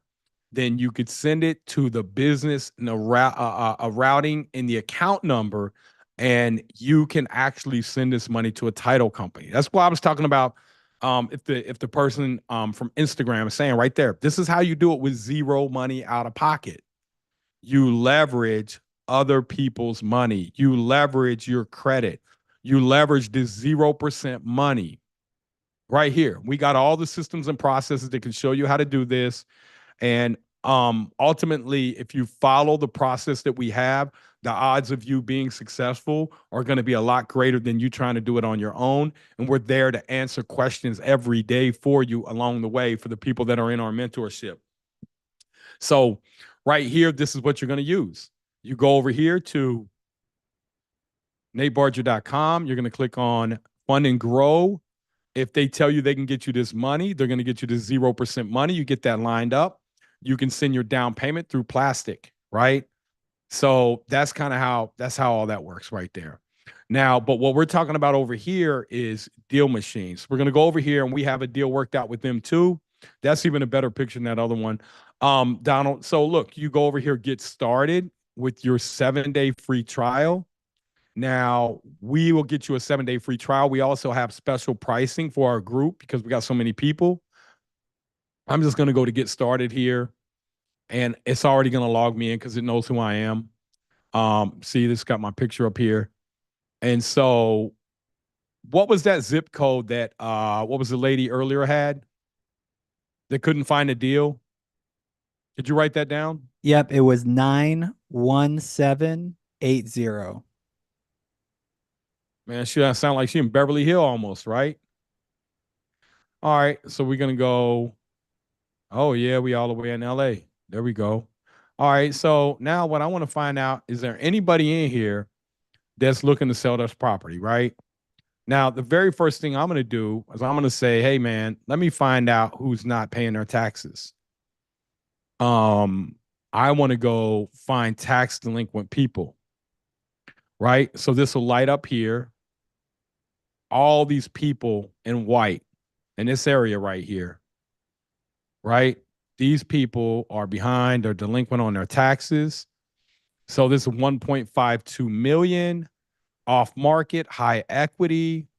Temple City. Let's see what this is here. Okay. So the original loan amount was $330,000. Let's see here. Delinquent for 2023. This one probably traded here, so that's probably not going to be a good one. What I'm going to do is go over here and go over to the list here. I'm going to go to the list and I'm going to go to the ones that traded last. I'm going to start down here at the bottom. 597, 10 bedroom, 8 bath. That's a multifamily, 2 bedroom, 3 bedroom. So this off market cash. Look at this here, man. Let's say I go and I say, man, I want to send an offer on this. Now, let's say this person bought this 20 years ago for, let's just see. 100% equity means they don't owe any money. They're off market cash. You can do a cash buy, high equity, tax delinquent, senior owner, absentee owner. Man, come on, man. This everything I'm looking for right here. Then I'm gonna go down here and I'm just gonna click this button here and it's gonna call them. And so that's how we find deals. We're not going and chasing deals that are we're not chasing deals down that are bad deals. I'm gonna offer them. Let's see what they pay for this property here. Does it tell us what they paid? Built in 47. Doesn't tell us what they paid for this thing here. But if I had to guess, they probably own this property looking at it for a long time. Look at it. It's run down. It's perfect. I probably offer them 400,000 for the property. It's worth $1 million. They may come back and say, man, can you do 600, 650? But this is how easy it is to find properties if you use this system that we got. And again, there's a ton of them over here. Just in the zip code here, look at all these here. All these people not paying their taxes here. These are the people that I'm going after here. So, you guys want to jump on a call with Jirius? He will actually come in Thursday at 12 o'clock noon Eastern time. And he will actually call the people in your zip code. If he picks out your zip code, if you have your camera on, you give him a zip code. And if he sets an appointment, he gets somebody on a call, sets an appointment, he'll have you guys go out there. That's your property. Yeah, and that software, if some of you missed it, was a Deal Machine.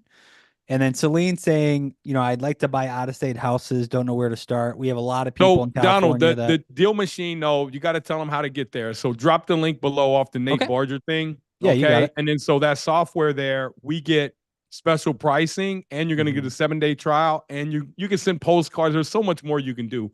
You really need to get in on a tutorial so we can show you guys how to really work that system. You can send out postcards. You can call people direct.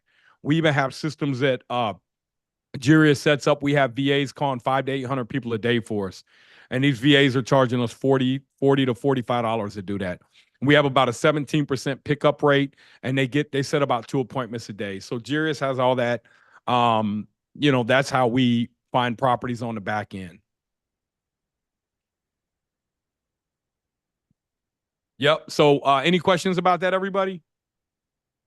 Yeah, some people are asking just like, how do you buy out of state? I mean, like, if you ever bought anything from out of state before, it's not hard. I mean, you just need to know why you're buying out of state, what you're going to do. You really need a network of people if you're going to buy out of state. You don't want to be on an island. That's why we created over 40 city groups across the country, and we have group me chats. Hey, man, can you show them the Cincinnati group me chat? Or one of the group me chats, man, just to show them. No, don't do that. Don't do that. That's got people's information. I don't want to do that. But we got these groups around the country. And let's say that you wanted to go in, and you wanted to buy in Jacksonville, Florida, right? And you're in Chicago. We got groups down there. You can get in there on a chat with these people who are doing the BRRRR method, who've learned from me, who I've mentored. We got people all over the country, guys. Like, show them, just those are people, but show them the city groups we got. Yeah.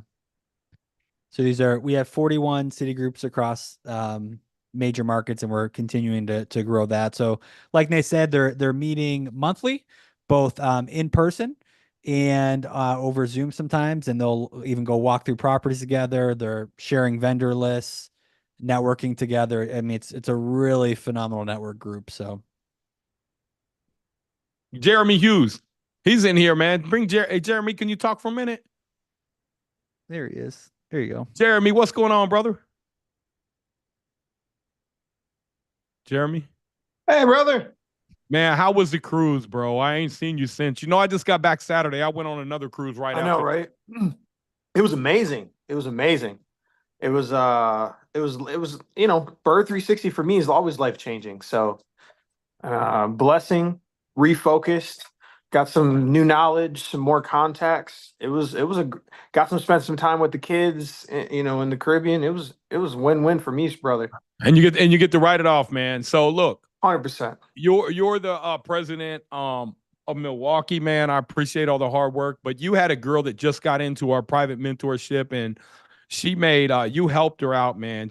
What did she make? 20? Did she close that deal? She closed it. She made 20 grand off her very first flip. I think it was like 26. Yes, it was wholesale. It was a wholesale deal, and you helped her out with that, man. That's the power of networking, the power of community, the power of having the people that can show you kind of what to do, man. And that is life-changing for that girl, man. Yes, sir. Because, see, it's not the money. It's now she has the confidence to know that, yeah, you can do this, right? Right. And she made 50, I think it was 52,000 off the first deal. She split that with somebody, right? Yes. Yep. So her cut was 26 grand. Right. But now what's she doing? Is she on to another one? Yeah, she's moving. I think she already did another one, or she's in the middle of doing another wholesale. And then she only been in the academy, what, 3 months? 3 months, I think. Yeah, something like that. And then now she's looking to take that money, squirrel money, and use that for some holds. Hey, man, how's your mega property doing up there, brother? It's great. I'm sitting in it right now, just doing some last details right now. We should be done in about 2 weeks for appraisal and cash out refi. And so how much are you in that property for? Bought in for 420. Total will be in for about 700. And you think it's gonna be worth what, 1.3 million, 1.5 million? 1.5. Yep. I was looking at the comps. There's stuff over there selling for way north of 2, man. Like, Yeah. beautiful area. Can you show us the pool, man? You got the pool circulating? Yeah. Yeah. Give me a second. I gotta walk down there though. We're painting the pool area right now. You guys are down. Look at you grinding, bro. Hey, you know what? Last thing, we gotta get it done. Appraisal's coming. Gotta make sure everything's ready to go. Yeah, yeah. And this is a big old house up in Milwaukee. Where is it? You said it's right next to the guy, one of the basketball stars by the house. Yeah, it's so it's just outside of Milwaukee, downtown Milwaukee, Wisconsin, and it's like 3 blocks from Giannis Antetokounmpo, from the Milwaukee Bucks star. Here, hold on, let me just switch my camera on here. How do I do that? I'm not really camera savvy. That's a But big we're, old house, man. So Jeremy said we can come up there. Oh, you got oh my God, bro, you got the retractable pool. Yeah, So you said we can come up there in the wintertime and have a meetup, right? absolutely. So Dang, that's we sick, got that man. going, and got the basketball hoop, and it's got a place for the volleyball net and all that too. So we're it's brand new, and we dug this thing out to the dirt. So brand new, framed out, everything inside. So Now, is that a fiberglass insert, or did you guys pour that? that is a concrete poured, and then with a liner. Got it. So then Got that it. way we can Man. always refresh it if we need to in 20, 30 years. Yeah, man, that's awesome, man. Congrats on that, brother. But thank you for your service, man. And it was great seeing you at the I didn't see nobody enough, man, like on the BRRRR 360. We went on a cruise this year. Going, But man. dude, it was awesome, man. Like we were going like 15, 18-hour days, man. Well, It was a good time though. yeah, well, congrats on that, man, and thanks for jumping in here. But that's the power of community. If you want to, so let me just ask you a real quick question. So Yeah. in your group me, let's just say somebody joined our private community and said, "Hey, Jeremy, I'm in California and I'm looking to invest in Milwaukee." What would you kind of do with them? First thing I always ask them is where are you at in your journey, right? Are you an investor who's been flipping, doing this or that, or are you new to any kind of investing? That's my first question, first and foremost, because I want to know where everyone's at for their experience. Mm-hmm. And then I'll say, hey, okay, you're at this point. What do you think you need? Where are you at right now? What kind of support can the group help you with, and what kind of support can the whole family of BRRRR help you with? So that's what I start with. It's just where are you at, and where do you need to learn, right? And then I just try, and the rest of the group in Milwaukee and the rest of the big group, we just try to help mentor each other with the things that we're missing. So yeah. And That's then how so you guys have nailed down what neighborhoods to buy in and why, right? Oh yeah. So So the exact zip codes that we can burr in, that are going to get good appreciation, that are going to have good rent margins. Yep. And then you guys got a vendor list, and we got a vendor list in each city. You got people on there that you can kind of refer and say, "Hey, man, this is a plumber, this is an electrician."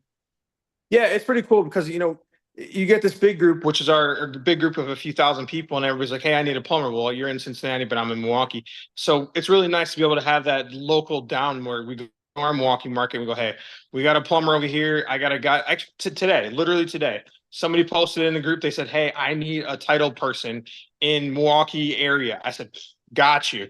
Right? Go to the vendor list. Here's the number. I already got it on my phone. This person's title company. They've been vetted. They've been used. They're awesome. Go to them. They'll take care of you.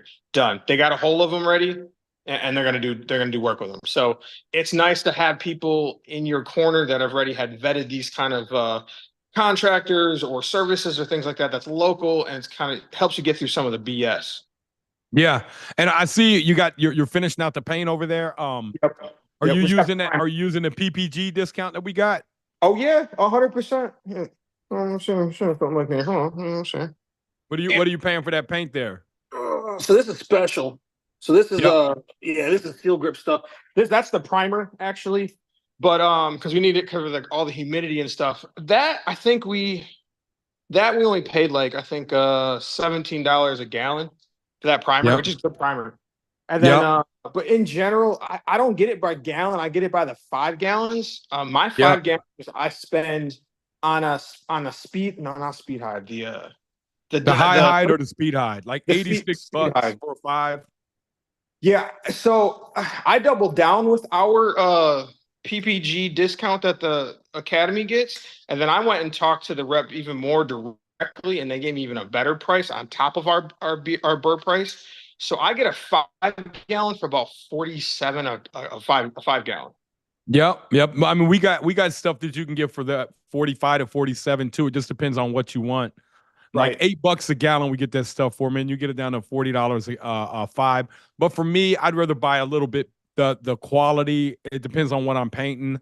When I was doing apartments, I would go with the cheap stuff. But now, man, labor's so expensive. I just buy the stuff that can try to cover in one coat. Yeah, I've been using I've been using the speed hide for my general rentals, and then some kind of my nicer ones. I've been using the Glitten Diamond. So it's that one's actually it's through the PPG rep because Glidden is PPG. Yeah. But it's their diamond, and it's nice. It's super durable. It's one coat. They guarantee it'll cover in one coat. Oh wow, what are you paying for that? A 5? I think I pay $65 a gallon for that. 5 gallons for that. Excuse me. Dude, that's cheap. Glidden Yeah. Diamond. Okay, I'm going to check that out, man. Yeah. Well, brother, I thank had you to for. get it through my rep specifically, so because Okay, to well, get a price. I'm gonna check that out and see if we can use that on our next project, man. I like it. So It's what my I use son. here. Well, thanks again, man, for everything you do, brother. And I appreciate you, man. Look forward to seeing you soon, man.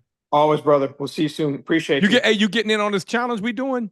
What are we into right now? We about to launch it over in the private group. We're gonna be doing a challenge, mindset challenge, health and wellness challenge. Yeah, Well, man. Last year, that if it's similar, I'm assuming yeah, it is. it's gonna be similar. Oh yeah, man, that helped me keep myself straight for the winter. It helped me lose some weight. It helped me get my mind and focus good. And it was really nice to be around like-minded people in our group who are all investors and investor type thinking. They're like, well, I'm too busy to work out. I'm too busy to watch what I'm eating. I mean, I think I lost like 31 pounds or something like that. And I gained some back, don't get me wrong. But I think I gained Yeah, lost you get. I seen you at the buffet on the boat. I seen you gaining it back. Dude, I gained it back for sure on the boat, man. They're like Oh cheesecake every round. I'm like, oh man. man, my wife wanted to go on a cruise this weekend. I was like, I just got off to, What? Jesus. and I couldn't tell her no, but I was like, sorry, babe, it's hurricanes down there. Right. So, You yeah. was hurricane. You just did too. Milton. Yeah. Oh my goodness. All right. Well, thanks, Jeremy. We appreciate you, man. We'll see you later. Look, guys. Yep. If you're investing out of town, that's what we do. We have networks all across the country. People like Jeremy that are willing to help you out. So any other questions about that? So Trey's asked his question 11 times, probably, Trey. So I'm gonna get your question answered now, my friend. So he says, Nate, after lending approval, can you guys help me find people who will renovate, demo, and update the home below the market value location in North Carolina? I mean, we give you the systems and processes on how to do that. We got almost daily coaching calls. We have vendor lists across the country. So we have all that, man. We have trainings on how to find these people. We have trainings on how much you should be paying, what the materials cost, how you deal with the subcontractors. Man, all that, man. Everything, man. That's why we got so many people that are successful, that are crushing it, because we give you the same systems and processes that took me decades and millions of dollars to learn.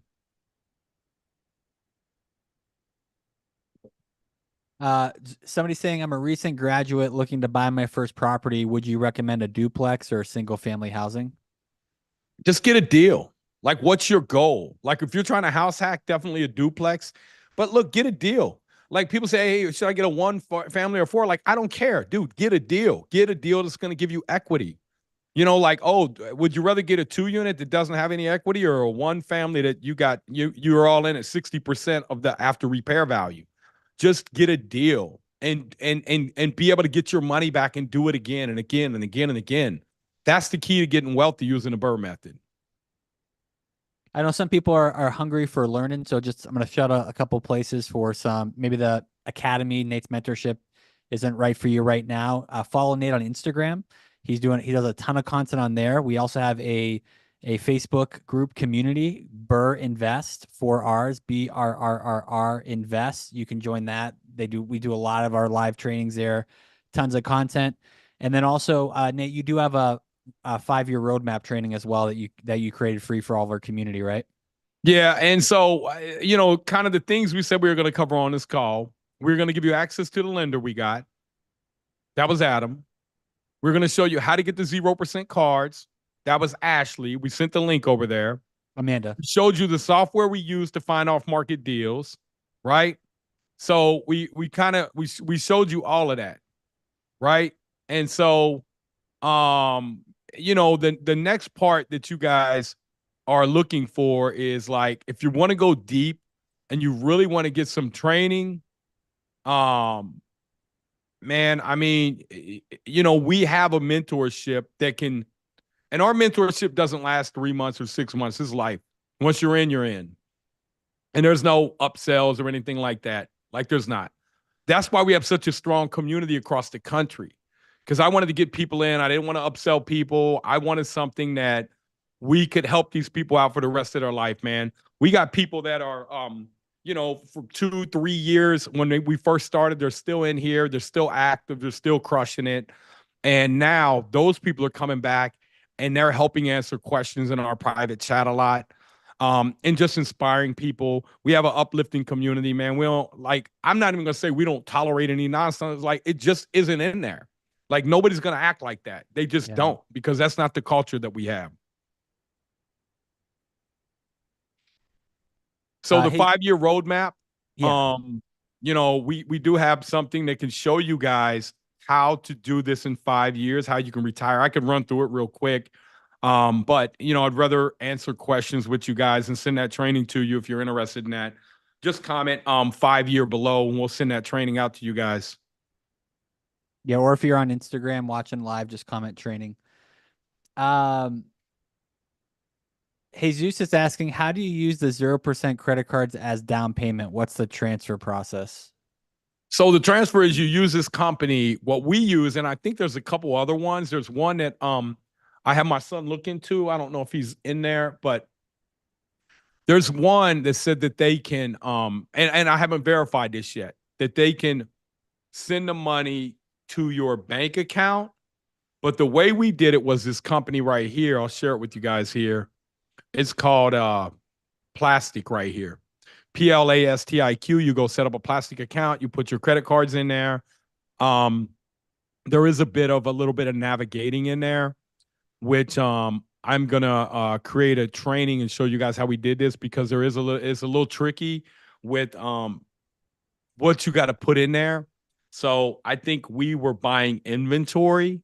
If you're buying real estate, but real estate is inventory to us. And so what we were able to do was just go in there, and I think it was less than 3%. It was a little more than 2.5%. Less than 3% is what they charge us on the card. And we were able to send it over to the title company directly to their, you can send it ACH or you can send it as a wire. We sent it over as a wire. And I think there was an additional $6.99 wire fee that we had to pay on top of that. And that was next day wire. I don't know if you know this, Nate. When Peggy's asking, when you use Plastique to buy a house, does it appear as a purchase or a balance transfer on the credit card? It's just a purchase. You're paying a vendor. So no, it's not. You're not going to hit that 29%. If you do it as a cash, whatever, they're going to charge you 29%. So this is going to go in there as a, just as a like you're paying a vendor. No different than you're paying a vendor is what it shows up as. Somebody, we'll jump in renovation because somebody was asking earlier, can you use these business credit cards to pay the people who are renovating, the contractors who are renovating? Yeah, absolutely, man. If they take credit cards, you can use it for that. If they take Square, maybe, you can use it to buy materials and float your job. Absolutely. Armando asks, when you hire different contractors to do work, do you have them fill out tax forms? Absolutely. You have to 1099 all your contractors that you paid. And I'm not a CPA. I'm not a tax attorney. So I'm just sharing you what I do.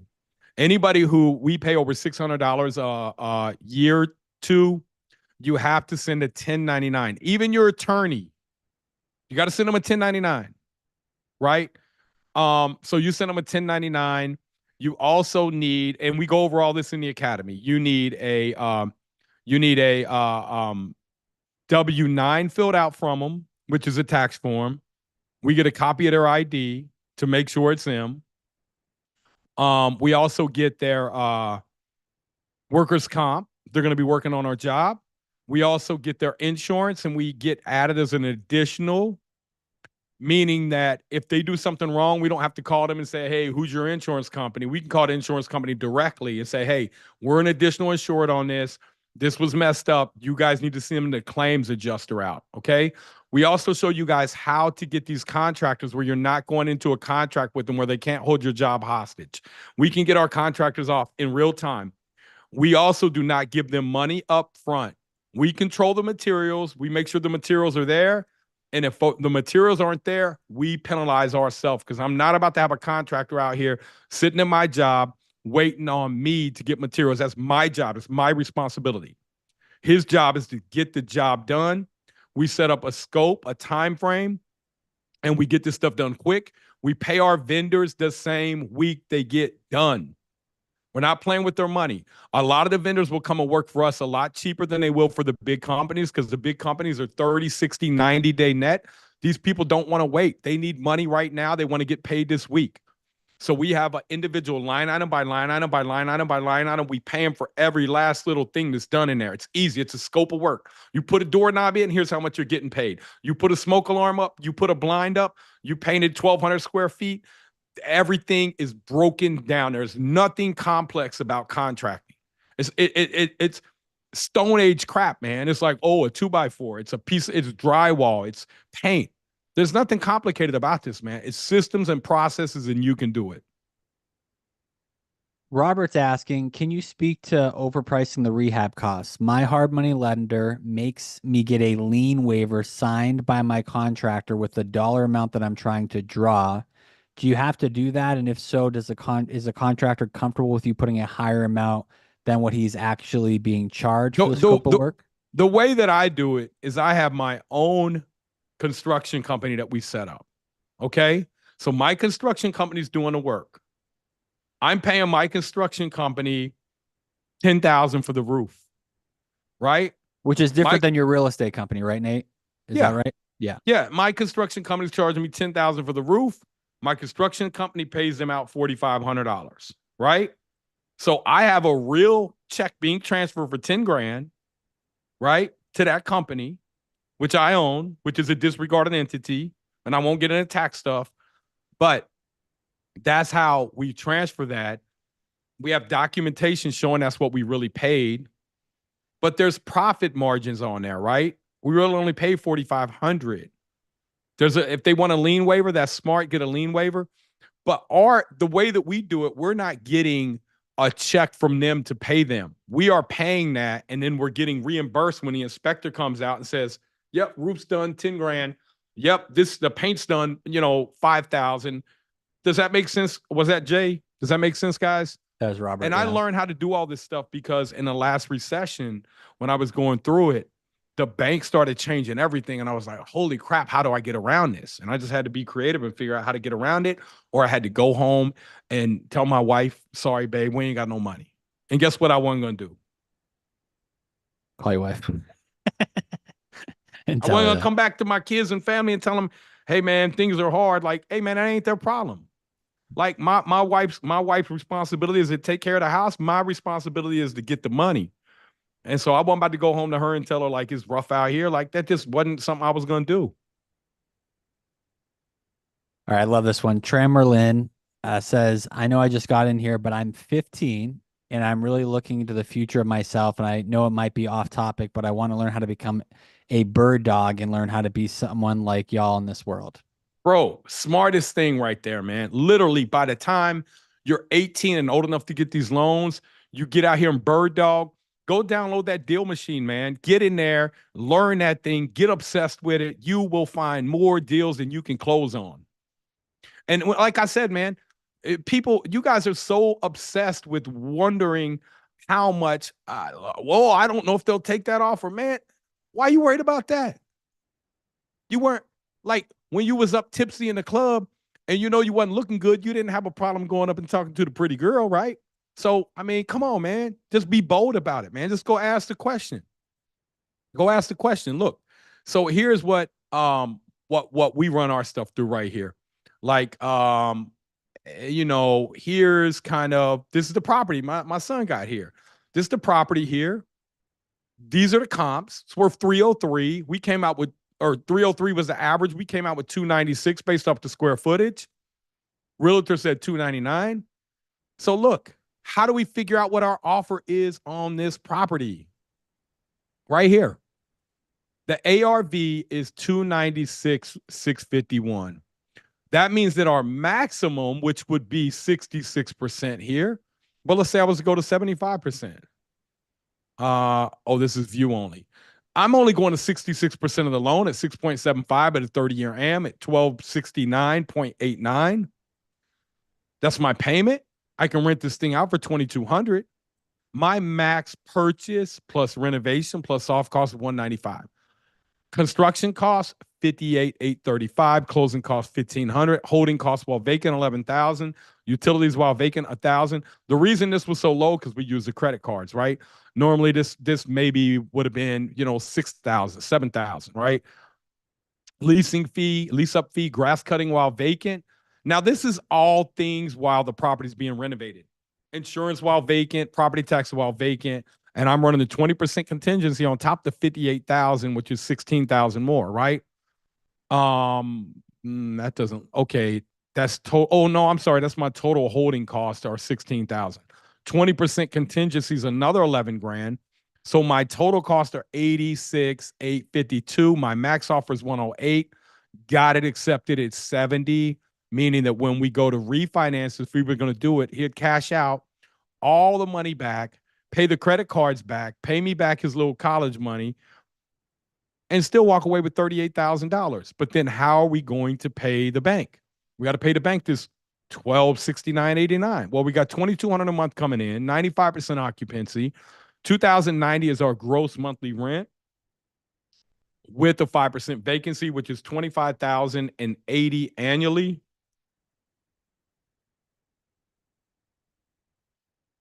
My expenses are over here.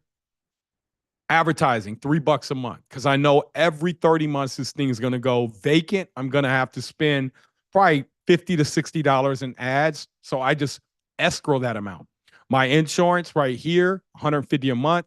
My CPA, $3. I budget for everything. My legal, $7 a month. All this stuff adds up, man. My management fee at 5%. I'm going to self-manage. My maintenance is $70 a month. My taxes are $200. My gas, my electric, my water, my sewage, my landscape. And I know what you guys are saying. Well, I don't pay that. Well, when it goes vacant, month 30, I'm going to have that thing vacant for at least a month, month and a half. I want to make sure that I got all this money here in reserves, right? So my total fixed monthly expenses are $558 here. And so what that means here is that my 2,090 minus my 558 is 1,532, leaves me $1,532. My debt payment is 1,270. So I hit a 1.21 debt service coverage ratio. So I'm able to make whatever I'm paying the bank, I'm making 21% on top of that, or 21% of the 1,270, which would be, if you take 1,270 times 0.21, is going to be my 262 right there. That's my cash flow a month, okay? But here is where you really make your money at. If I go over here to my appreciation, look, 5% appreciation, this thing's going to go from 296 to 360. My rent is forecasted to go up 4% in this area. My expenses are going to go up 4%. What that means is you see my debt service coverage ratio is going to climb. And if I did a 75% cash out, I would only hit a 1.04 debt service coverage ratio, which you can get that done. I probably wouldn't do that on every property, but I would do it if I'm trying to pull cash out, because I'm going to borrow year 6, let's say 3, my loan balance is 184, but I was only in it for 150. So remember, I cashed out 40 grand already. Now I'm cashing out another 99 grand, right? Now, some of this money, 20 grand, I'm probably gonna have to put back into the property to do long-term capital repairs. But when you understand how this stuff works, man, this is how you get wealthy. Total equity on this property is 139,799. One deal. 6 figures. Many of you guys have been working 5 or 10 years and haven't been able to do this. My 17-year-old son is doing this. He's on day 50. He'll be done by day 60. It'll be listed on the market. It's on day 50 right now. Donald, can you just show them some quick pictures, before and after pictures of this property, what it looks like and how we created and added value to it? Yeah, If you sure. got any. Yeah, let me pull them up real quick. One sec, guys. Man, this is a good cigar. This lasted a long time. Anybody in here ever had Atabey, an Atabey cigar? These are really like my favorite, man. I mean, for the money anyways. All right, let me share screen. I'll start throwing some up there, Nate. Yeah, so that's kind of before what we did, the demo process. We moved the kitchen over there. And that's kind of after right there. We there's a hangover too behind the sink. We did a bar there. Some people ask why we didn't move the kitchen sink over there in front of the window. The reason we didn't do that, because there was a garage below. There was no plumbing on that side of the building. So we would have had to saw cut up the whole basement. It would have just cost a lot more. And we didn't think there was going to be any value. Show them the exterior picture of it. We didn't think there was going to be any value added by moving it over there, but there was going to be, we would have to water, weatherproof the plumbing pipes. We would have had to tear out a bunch of stuff. So that's my 17-year-old son, Caden, right there. Really proud of him, man. And this is 50 days in. He got all this done. He probably had the exterior he had looking like this at day 30. New roof, new windows, painted everything, landscaping done. The grass is real pretty and green. So look, you see that down there on the bottom? There was a water leak coming in where we closed up them other 3 windows over there. There were 3 big windows on that side. We closed them up and put that one builder window in right there. So that's troubleshooting. He had to troubleshoot that. Tomorrow the floor is going in. The appliances are coming in tomorrow. We got crown molding around them cabinets too. The electric is all in, but it's getting tied into the panel tomorrow. So by Friday, he should have all the toilets set. He should have all the the paint touch up done in there. Probably early next week, and it'll be listed on the market next week sometime. And we'll let you guys know how it looks. And one of our BIA members, in Cincinnati too, his name's Phil Abney. He helped us out tremendously doing a bunch of the work, man. A demo, outside stuff, man. He just beast mode came through and helped us out with that. So that's another benefit of having a community. Phil, I don't know if you're on here, man, but if you are, thank you for all your hard work and dedication. This isn't the first house that Phil's helped me out with or any other BIA members. So that's just part of the community, is you got other people that know what your goal is, what you're trying to get done, what you're trying to accomplish. And Phil, he has boots on the ground. He can get labor demos over there, and he makes good money off of it too.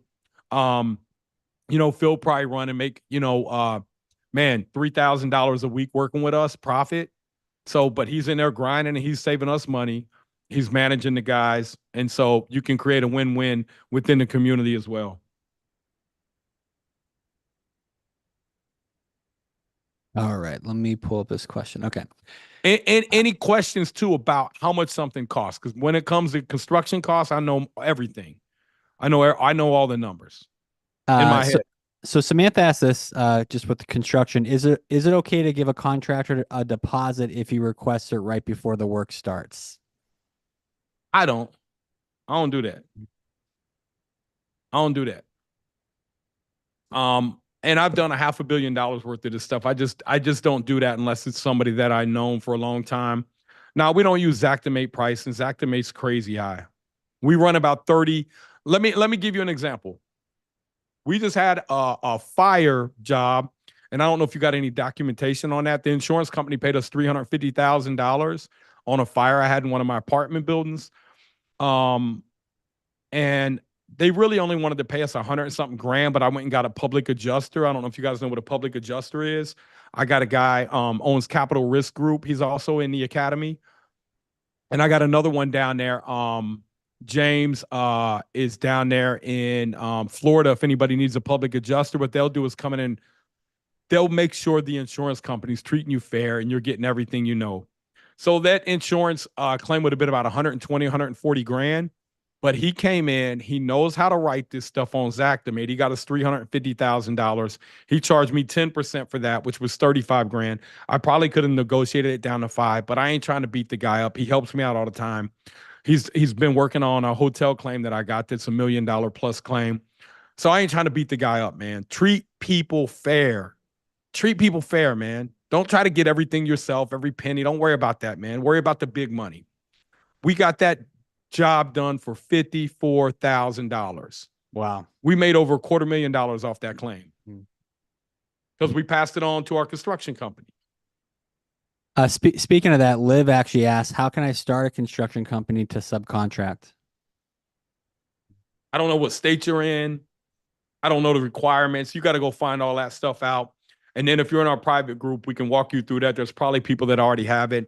Some states are harder than others. Some municipalities are harder than others. If you're in Florida, I know Benjamin Kuntz. He's down there in Florida. He has his GC license. That's the guy I called to help Adam out. So a private group, man, that's our mentorship. We got a tight community. People loan money to each other. They do deals with each other. They network. They all have the same knowledge because I've taught them everything that I've learned that cost me millions and millions of dollars and decades of my life to learn. And we got accountability coaches too. We'll assign you an accountability coach, walk you through the first 12 weeks. And then after that, you're really ready to dig in and start buying. But there's a lot of stuff that you don't even know. You can't Google it. You don't even know what to Google. You can't look it up on YouTube. You don't know what to look up on YouTube. The stuff we teach you is next level. Yeah, it's totally different. Kessler's asking, where do you calculate your costs? I mean, what cost do you need to know? We have a sheet for that. We have a cheat sheet for that. We have city groups all across the country. If your pricing is a little higher, all you do is go in and say, hey, man, what are you paying a square foot to get a whole building rewired? $7 a foot. Okay, it's 1,500 square foot, 10,500. Is this a good number from the contractor? What's he including in that? Is he pulling permits, right? Is he getting all the wire? Is he licensed in the area? Is he putting a panel in? Do you have the proper size panel? Is he buying the breakers? Because them AFCI, GFCI breakers are $70 a piece. You might need 12 of them. You might need 13. You might need 12 of them. That's an extra $1,000. So understanding the scope, understanding what they're providing. And is that for rough in and finish? What is that for? How do I buy one of our iPhone viewers here? We have a lot of iPhones. How do I buy a property without being in a job for 2 years in New Jersey? You don't need one, man. Listen, I already hooked you guys up with Adam. Adam don't care. He's not going to ask you for your tax return. He's not going to say, oh, you don't have any tax returns. He don't care. He doesn't care because the people he's getting the money from don't care. That's not a problem anymore. That's not a problem. That's a problem we just solved for you guys at the beginning of the call. You don't have much money to put down? Go to our Funding Grower link, man. Get the credit card stacking. Every problem has multiple solutions. When you begin to look at life and look at problems as opportunity, your whole world will start to change around you. I like big problems because big problems, those are the ones that got a lot of times a lot of money that you can make on them. Yeah, Samantha, you're asking for Adam's link for the lending. Let me drop that in the chat. Next person is saying this. I'm interested to see what you say here, Nate. Okay, so they're saying, there you go, Amanda. Nate, if I get a gas station for cheap here, if it's available, I pass by it on my way to university. Who can I reach out to if they're interested in taking off my hands? Wholesale transaction, question mark?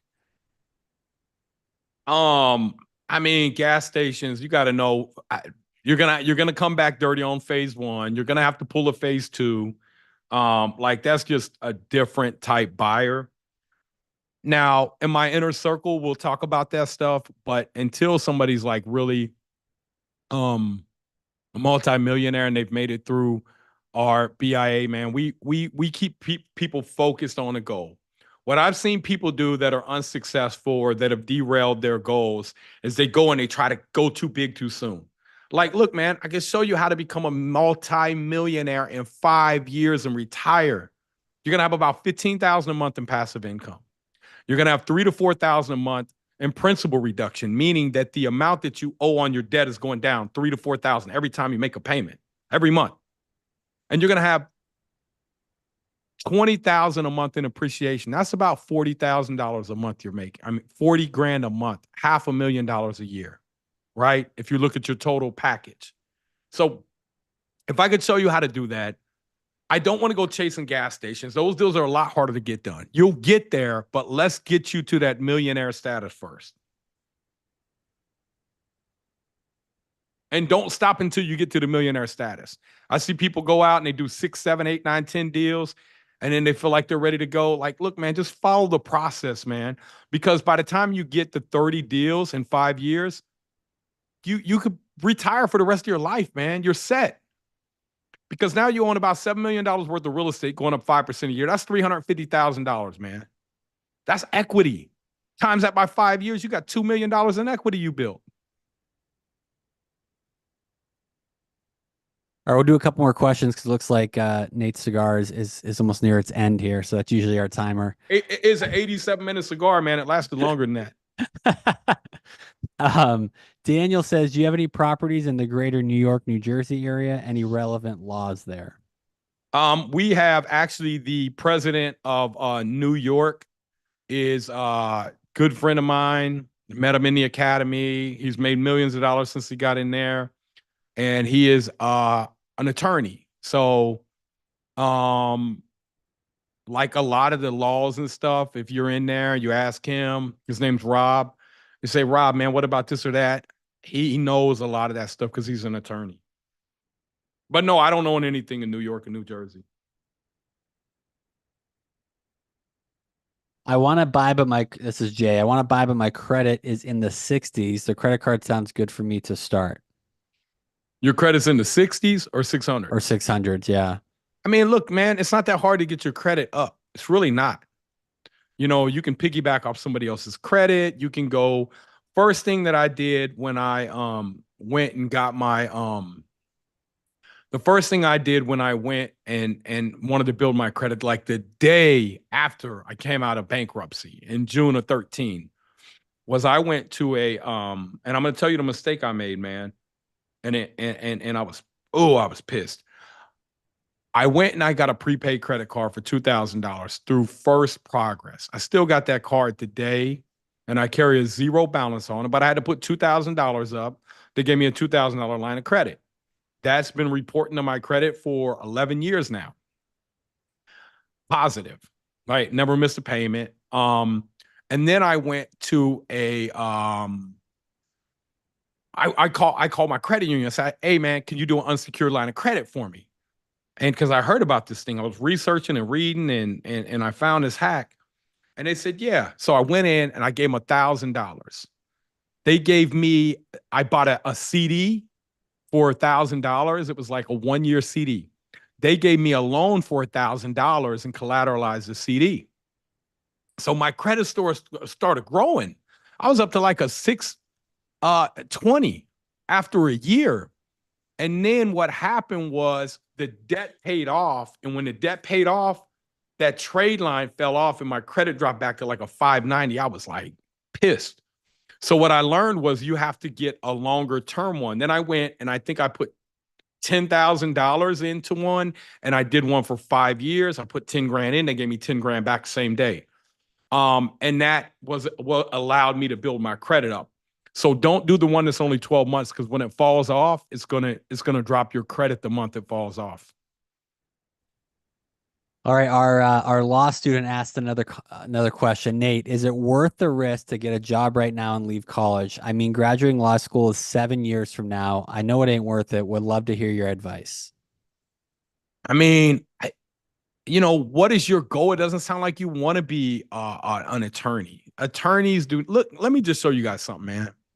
Attorneys do not make that much money, man. People think they do because we're comparing ourselves to normal.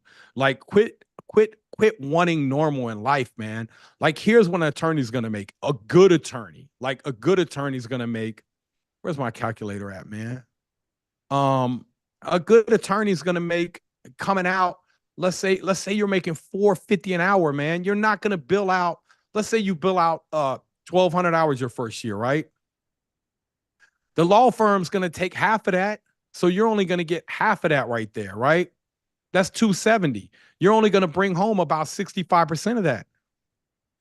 Look, man, this ain't no money. Look, my freaking son is making that in 2 months. Come on, man. And you're going to wait 7 years to go do that? That just doesn't make a lot of sense. But I know what people will say is, well, a person who goes to college makes more than a person who doesn't. Like, dude, quit comparing yourself to the bottom of the barrel. Like, let's compare ourselves to people that are achieving things in life and making money, man. And so let me see if I got this here. This is my son's right here, what he's going to be up 304,000. He has this other property under contract. And this is his goal to become a millionaire right here, May of 2025. This is his, I mean, come on, man. This stuff he dropped out of high school to go do this, man. So, roadmap to becoming a millionaire right here. This is it right here, man. Your 5-year retirement plan, man. You're going to buy 2 houses the first year, 4 the second, 6 the third, 8 and 10. And if you do that, and here's what you'll have. You'll have about $4.5 million in debt, or if you pay more for the properties, you'll have more debt, but you'll have more equity. This is assuming 75%. We don't really do 75% deals. We only do deals that are probably better than that. Like you see this deal we just did here is about a 52, 53%. Now that's a home run. Those deals aren't like abundant, but you can find them because we're able to bring our construction costs in so low. But this $6 million in assets is going to be worth $6.5 million year 5. Now, if you jump forward to year 10, it's going to be worth $8.4 million. This is assuming a 5% appreciation, which if I go back over here, let me just show you guys what happens over time. Fred, 24, housing. Let me just pull this chart up for this economic data. I'm going to go back and show you guys historical data here, man. Like, this is historical data here. Look, 17,800 is what houses started at when they first started tracking them. Look at this, man. They were kind of flat here, but then we came off the gold standard. We started printing money and devaluing our currency. And you see what happened when you devalue your currency? You create inflation. This is 2008, where everybody's worried, oh my God, is that going to happen again? Well, it kind of already has. Look, it happened right here during COVID, right? So right now is the best time to buy. You're buying at 412. Peak of the market was 442. Fourth quarter of 2022, that's when they raised interest rates from 3% to 6%. And that caused some fluctuation in house pricing because people can only afford to buy, not us who buy off DSCR, but homeowners can only buy based off their affordability. And banks will typically qualify them at 37 to 42% of their income. So if their income didn't go up, but the rates went up, that means there were less buyers that could afford that house. So that's going to bring down the house price a little bit. And so what you're doing is you're just buying time, man. We go back and we look at any period. We go back to 63, 17.8. We go to 73. Now, watch this here. 73, 30,200, almost doubled. Then we go to 83, 74.9. It more than doubled because remember, now we came off the gold standard, right? Now we go back to 93. Look at that again, 127. We go to 2003. 186. We go to 2013. Even with the fluctuation we had, 168. We go to 2023. Look, come on, guys. 423. doubles, man. Almost doubles every 10 years. Even if we flatline and take this all the way across, it's going to be up here. By 2033, it's going to be up here because the cost of goods and materials will continue to go up in value.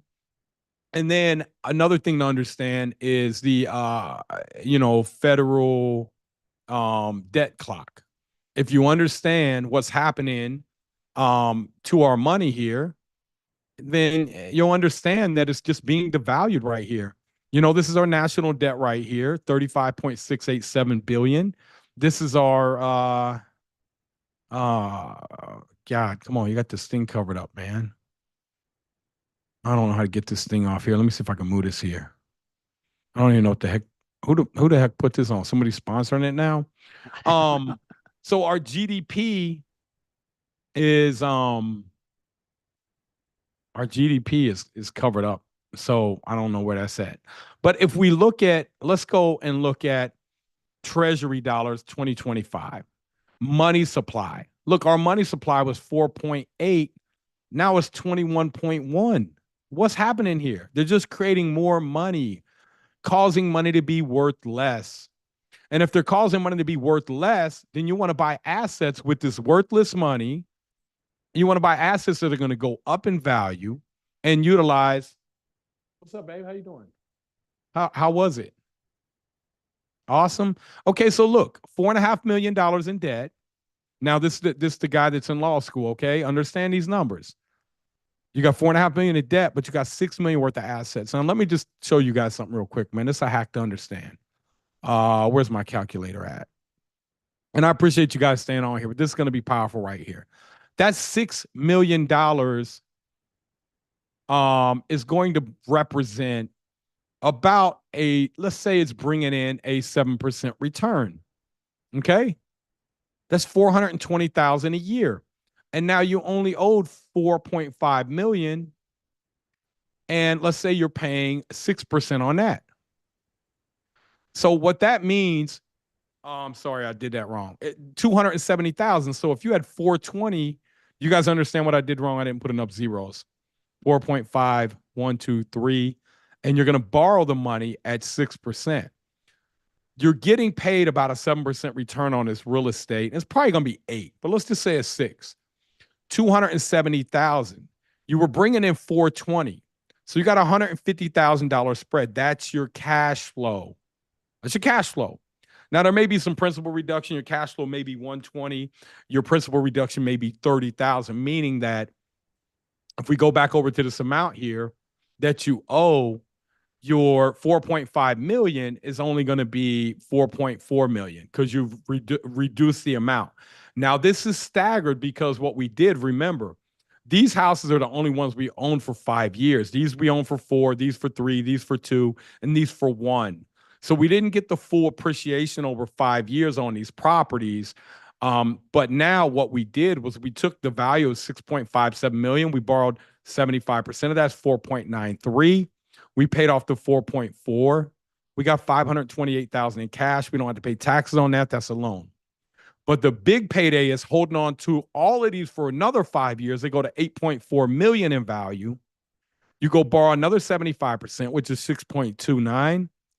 Your 4.9 that you borrowed is reduced to 4.47 through principal reduction. You cash out 1.8 million. How can you do that? Because this 8.4 million is going to give you a 7% return. Remember, when values go up, rents go up accordingly in most markets. Okay. So you're getting 7% on 8.4 million. You're borrowing 6.3 million at 6%. You're arbitraging the bank's money. You're paying off your existing loan and you're walking away with 1.8 million in cash. Now, year 10, you're going to have to recapitalize the property. It's probably going to need 25,000 a unit times 30 units. So you're going to walk away with about 1.1 million after taking care of all your capital repairs, keeping your property in tip-top shape so that 8.4 million in 5 more years will go to, let's just see if we ran this thing out. 8.4 million times, let's just say we're getting a 5% appreciation. There's something we show you how to identify the market that you're going to get that. We're going to use the power up button. This is just going to cheat it and it's going to take it out. Power of 5 years. What do you guys think that this property's worth in 5 years? And now there are certain markets that will go down. And that's what we show you guys, really diving deep, how to identify those markets. And we forecast rents, we forecast market growth based off the underlying jobs that are coming into the community, based off of what we see happening in the future. What do you guys think this is worth here? Year 5. Anybody? Somebody saying 11 million. Okay.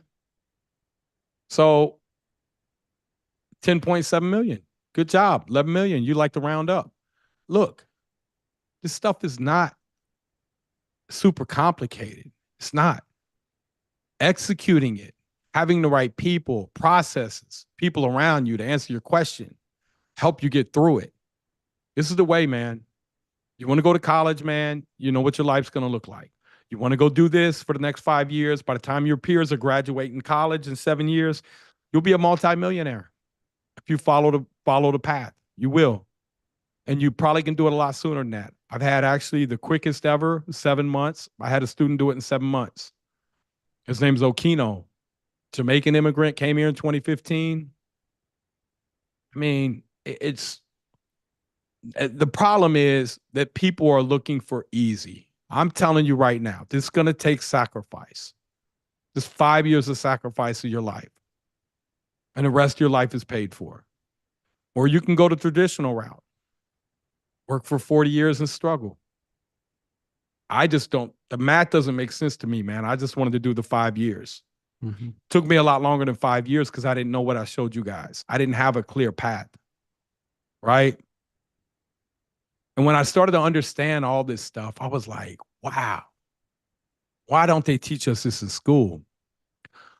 Why are my 58 cousins still out here struggling, working harder than me?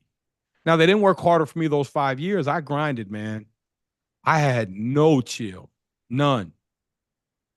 And me and my wife, like, she supported me. She did. I come in at 8, 9 o'clock at night. I still got 2, 3 hours worth of work on the computer, ordering materials, doing payroll. Like, but you know what, man? Now we can do whatever we want. We travel 3 months out of the year. She got a Bentley. I got a Bentley. Like, we got Lamborghinis. We got whatever. But you get all that stuff and you realize this stuff doesn't really mean anything. Doesn't make you feel any better, you know? What really makes me feel better is helping you guys out so that you don't have to be that person that's 65, 70 years old, worry about how you're going to get money to bury yourself. That's the cycle I've seen in my family way too long in America. Out here selling fish dinners, trying to come up with the money to bury somebody, man. That's crazy, man. We've all been sold this lie. And the stuff that they teach us in school really isn't even relative to the stuff that we need in the real world. All they did was program us to wake up at the same time, 158 million Americans to wake up at the same time tomorrow morning, go to the same place to get coffee, go to lunch at the same time, get back on the highway at the same time, all piling on a highway, rush hour. I don't do rush hour. I build my meetings around rush hour. Like, man, I'll meet you at 9:30. I ain't doing that, right? And I'm coming home at 2 o'clock because I ain't doing that, right? And people will do this for 5 days a week for 40 years and still struggle. And they wonder why. Because they're afraid to take a chance on themselves. Yeah. They're afraid to take a chance on themselves. But the reality is, you could go in tomorrow. I met a guy, man. He went to, he was working for this company for 26 years. I just seen him at the steakhouse, man. He was 26 years. He went to, what's that place where they send all the people that just high up in the ranks for the military? West Point. 26 years, bro. They cut him. Come on, man. You don't want that. Be in control of your life. Can't nobody cut you. That's the reality, man. You got to own your future. And you can own it here. I'm not telling you at all that it's going to be easy. I'm not telling you that hey, you're just gonna jump in and do this. No, I'm telling you, you're gonna have to focus on the goal and that you're gonna want to give up. You will. Because I used to want to give up every day. But I realized that if I gave up and I looked at my son, that he had to go through everything that I had to go through in life just to get to the point where I felt like giving up. I was like, I can't do that, man. I can't. I got to change. Me and my wife decided we're changing the drugs. We're changing the alcoholism. We're changing the poverty in our lives. So we bonded together and we stuck to it. And when I went bankrupt, she supported me. So if you got you a good spouse by your side, man, that's all you really need. That, knowledge, faith. Faith really helped me a lot. You know, I just had to have faith in God. Like, hey, man, like, hey, God, I don't know why, but like, I'm gonna keep it real with y'all, man. My son, when I was out of town, he pulled my Lamborghini out of the garage. It was on a lift on the second level. He brought it down and the wheel fell off and he messed the rocker panel up. Probably cost me $40,000 in damage, right? It wasn't until this morning when I was getting it off of there that I realized and started thanking God, like, man, thank God. Like, man, my son might have took that car out and got hurt somebody. Maybe even not even been here today. That's the reality, man. So we never know. We got to have faith that what we're going through in life, even the things that get upset about a car. I told my son when he said, Dad, I said, son, it's your car anyways. I don't care. Tear it up. But I didn't realize till this morning that God may have saved his life with that because he wasn't able to drive that to a homecoming. You know? So when you go through life, man, and you tend to have faith, you don't deal with all this anxiety because you realize that the purpose in your life is not the thing that you're going through. The purpose is bigger than that. You guys are my purpose. Whether you guys are interested in ever joining in a mentorship I got, or whether you just want to come on here and you want to get knowledge, whether you want to think about what you want to do with your life, man, that's why I'm on here every Tuesday at 7:30. And that's why I got Jirius coming on every Thursday at 12. Show you guys how to use that deal machine. Show you how to change your family's future. So I've been through so much in life. And I know both sides, man. I know what it's like to be really poor. And I know what it's like to be really wealthy. And I know that really the struggle we all go through. You don't have to. It's a choice. And in this country, we have way too much entitlement. And entitlement just kills your generations, man. It kills them. Because now you're teaching the kids to be entitled. Like, we in a world of opportunity. So much opportunity out here, man. So got to get around the right people. So let's answer a couple more questions, man. And I appreciate you guys all being on here. I really wish that a few more of you guys would have your cameras on. For those of you that had your cameras on, man, I appreciate you guys, man. Really. So you guys are why I'm here, man. But I'm not really even after you guys. I'm after your future generations. That's the real deal. Because that's creating a legacy. I know that what I share with people will help their great grandkids out. I'm dead and gone, right? You guys are dead and gone. Your great grandkids, right? This stuff's generational. They don't teach you this stuff in college because they want you to be part of the system working 30, 40 years, stressed out, answering to a boss. So, I'd love to offer you guys right now the opportunity to get this 5-year roadmap, the one I just showed you. I got about a 30-minute video that'll break it down for you guys if you guys are interested in that, man. Just say 5-year below and we'll send you that training. And then if any of you guys are interested in like having somebody walk you through, hold your hand, show you this stuff that cost me decades of my life and millions of dollars, man. I got a mentorship, can jump on a call with you guys. I'll get you on a call with somebody on my team. I got 3 people that you can talk to that really know this stuff in and out and can help you decide on what the right thing for you in your life is. So it doesn't cost you anything to get on there. And we're not trying to sell you. We're just trying to see if we're a good fit for you. So if you guys are interested in that 5-year roadmap to say 5 year, if you're interested in hearing more about what we do behind the scenes in our private community, which is where I mentor people, which is where I have, just amazing network of people, 2,600 people across the country, 41 city groups. We have meetup. I mean, everything, man. Just say private community, and we can reach out to you about that too. Kessler, when you were kind of going over just appreciation and all the number breakdowns, they said, how many years can this go for? I think just thinking about just the increase of valuation and everything. What are your thoughts on that? Here. Let me show you here. Watch this here. Great question. Right now, the average median household income in the United States, you know what? I don't want to guess. Average median household income in the US. 80,610. I don't think that's right. Average salary, I think it's like 90 something thousand. Okay, real median household income. Okay, 80,610. Let's just do the math, man. Here, let's do the math here. 80,610, 77,540, 79,260, 79,560, 81,120. So it's a math problem, guys. It's all a math problem here. Where's my calculator at? 80,610. Is that's what we're saying? We all agree to that? Just running quick math here.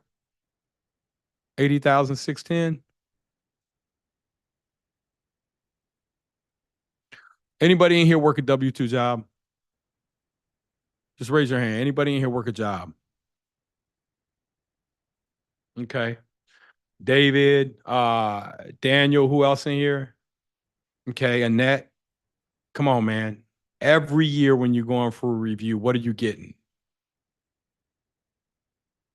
Getting a raise.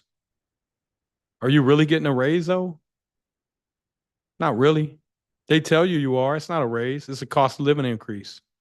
So 80,610. What are you getting? 4% a year, 3.5%? What are you guys getting, man? Say in the chat below. What are you guys getting? 3.5%, 4%, maybe 5% if you're crushing it. 3-4% is what we're seeing. 3.5, 3 to 5. Tara said 3 to 5, 3%. I think it's about 3.5. Renee, she crushing it, 6%. What I'm talking about is this, everybody. We're in inflationary times, 6%. Historically, you're going to be about 3.5%. Let's say 4%. Okay. So here, watch this. Let's just say 4%. Everybody good with saying 4%? Is everybody good with that? Yes or no? Okay. Yeah, I got thumbs up. Yeah. Okay, we got thumbs up. Look, man. So first off here, let's go back to this. 80,610. Bank's going to qualify you at, let's just say, let's say that you have, $5,000 in debts that you got to pay out of this, right? Bank's going to qualify you off 75,610, and let's say they qualify you at 42%. Okay?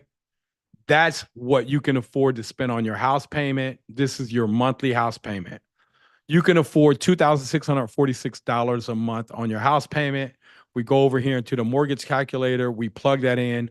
We'll be able to figure out what you can afford. But let's say you had 80,610,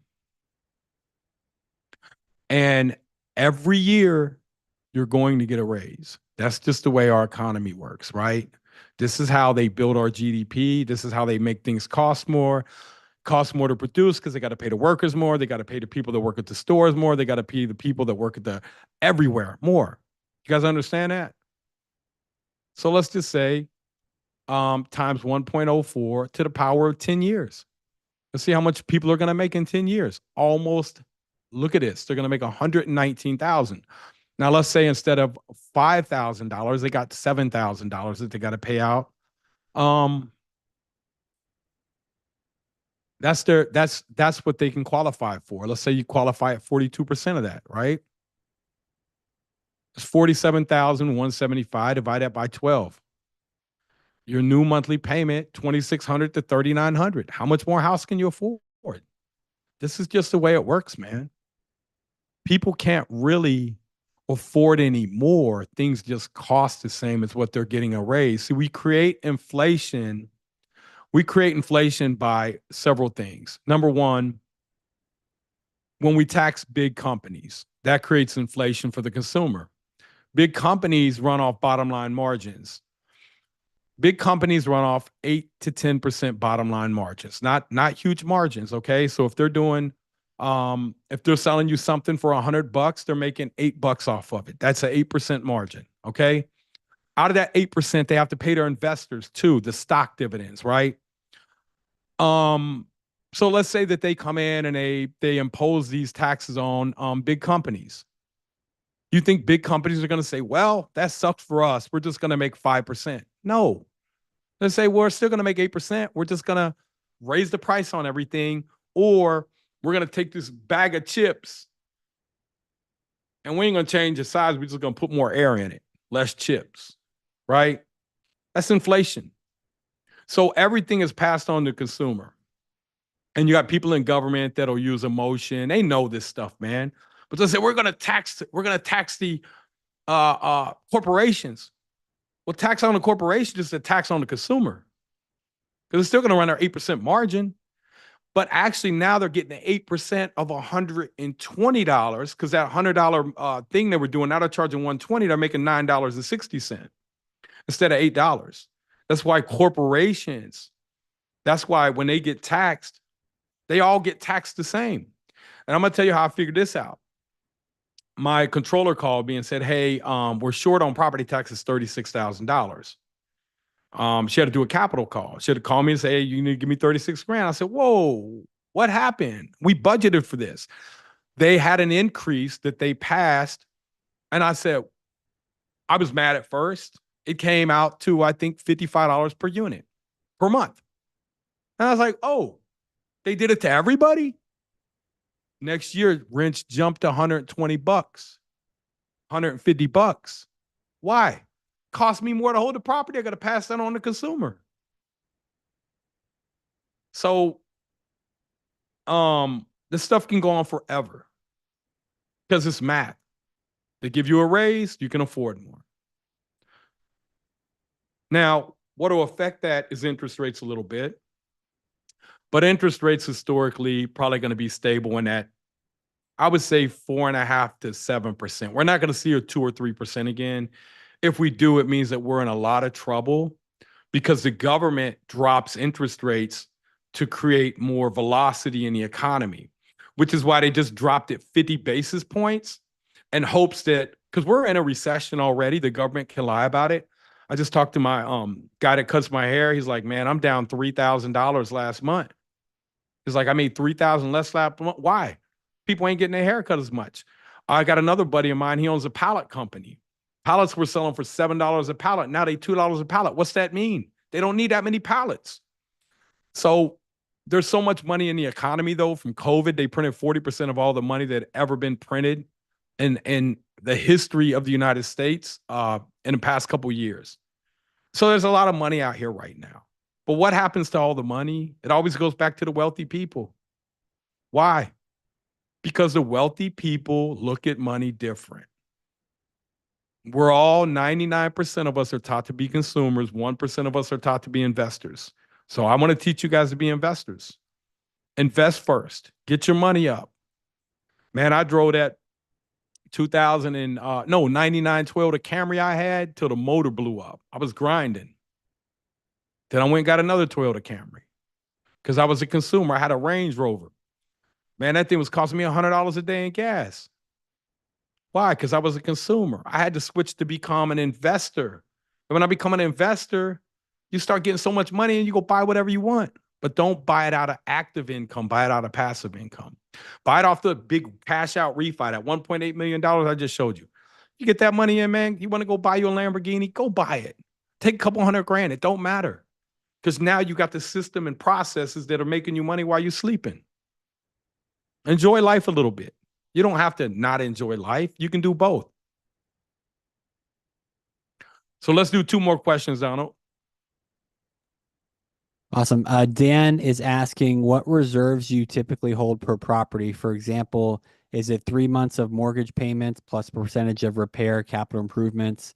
And then do you hold it in treasury bills or high yield savings? So great question here. Here's the real answer.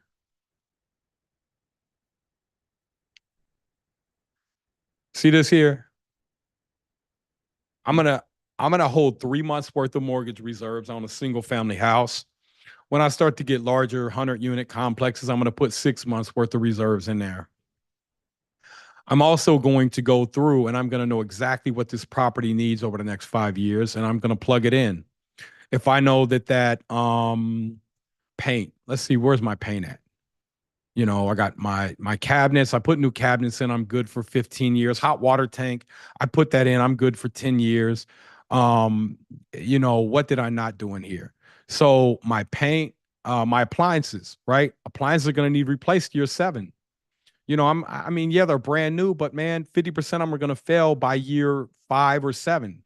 I'm going through, I don't look at this as there's no math formula. I go break it down. I break down what is the age of all this stuff. My roof is 18 years old. It's going to need replaced at year 25. They say it's a 30-year roof, but I'm going to budget to replace it in 7 years.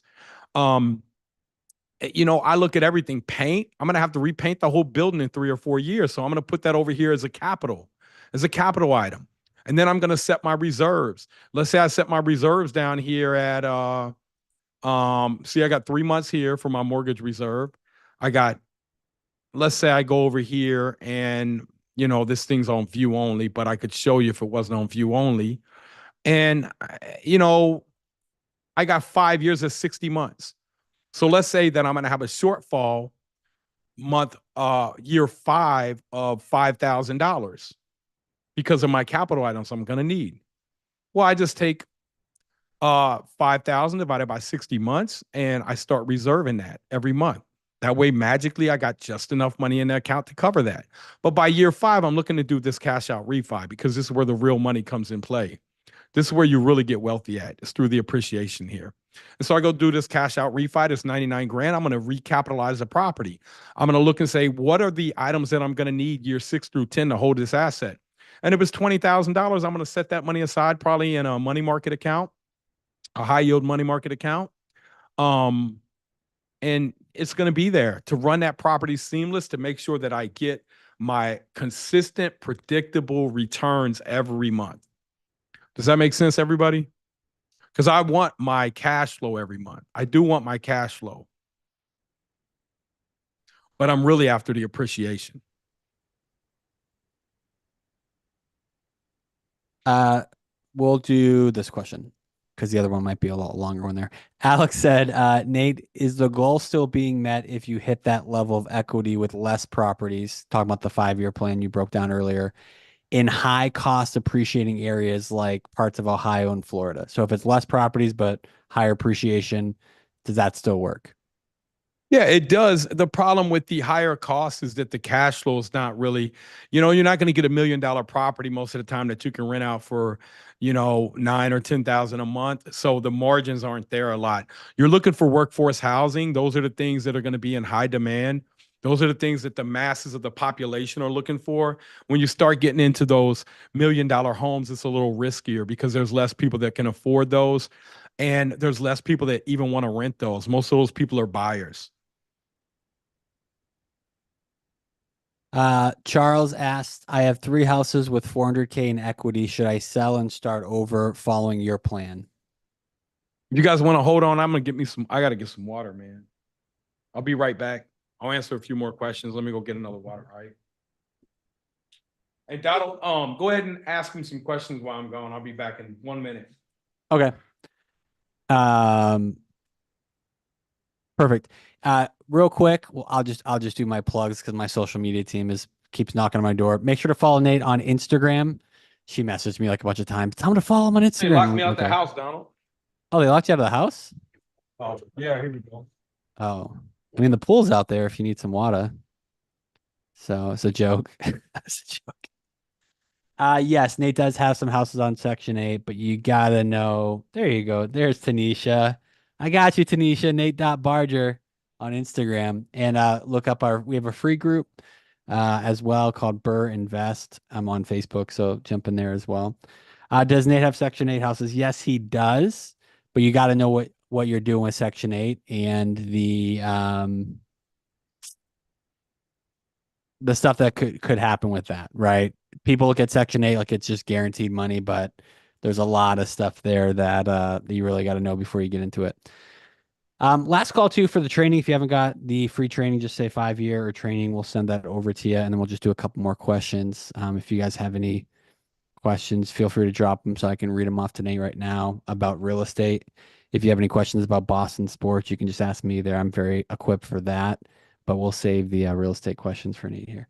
I find investor being a bird dog. Da, da, da, da, da. Real quick, just drop in the chat. What was your biggest takeaway from the night? Because I always like to hear that as we try to make these as helpful for you guys. Any like nuggets, anything that really stuck out to you, anything that you took from tonight, drop that in the chat. Love to kind of see some of the takeaways.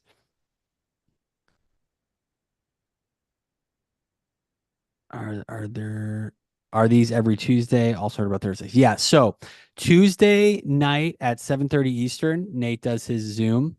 Um, So yes, we do this every night, every Tuesday night, I should say, at 7:30. Same Zoom link, so you can come back next week. And then Jirius, Nate's business partner, first person Nate ever mentored, he does a call at noon Eastern on Thursdays. And Jirius will actually be on that Deal Machine app. You guys saw that earlier, looking for off-market deals. The people that come, he'll ask for your zip codes, and he'll actually like call and look up off-market properties in your area. So again, that's noon on Thursdays, noon Eastern. Hey guys, Same and so Zoom. Jarius is the first person I ever mentored, and I just showed him what area to buy in, man. He's got over 30 million in real estate now. He had a 1.53 GPA in school. He went to the military and excelled because the military gave him a step-by-step process. That's what we do. We give you guys a step-by-step process along the way. And I really want to just find out, like, a lot of you guys been on this live, man. We've been on here for over 2 hours, man. For me, this don't feel like work, man. That's what I love doing. I love teaching you guys. But what is it that we didn't cover that you guys feel like you need to hear more about so I can know what to bring the next week for you guys?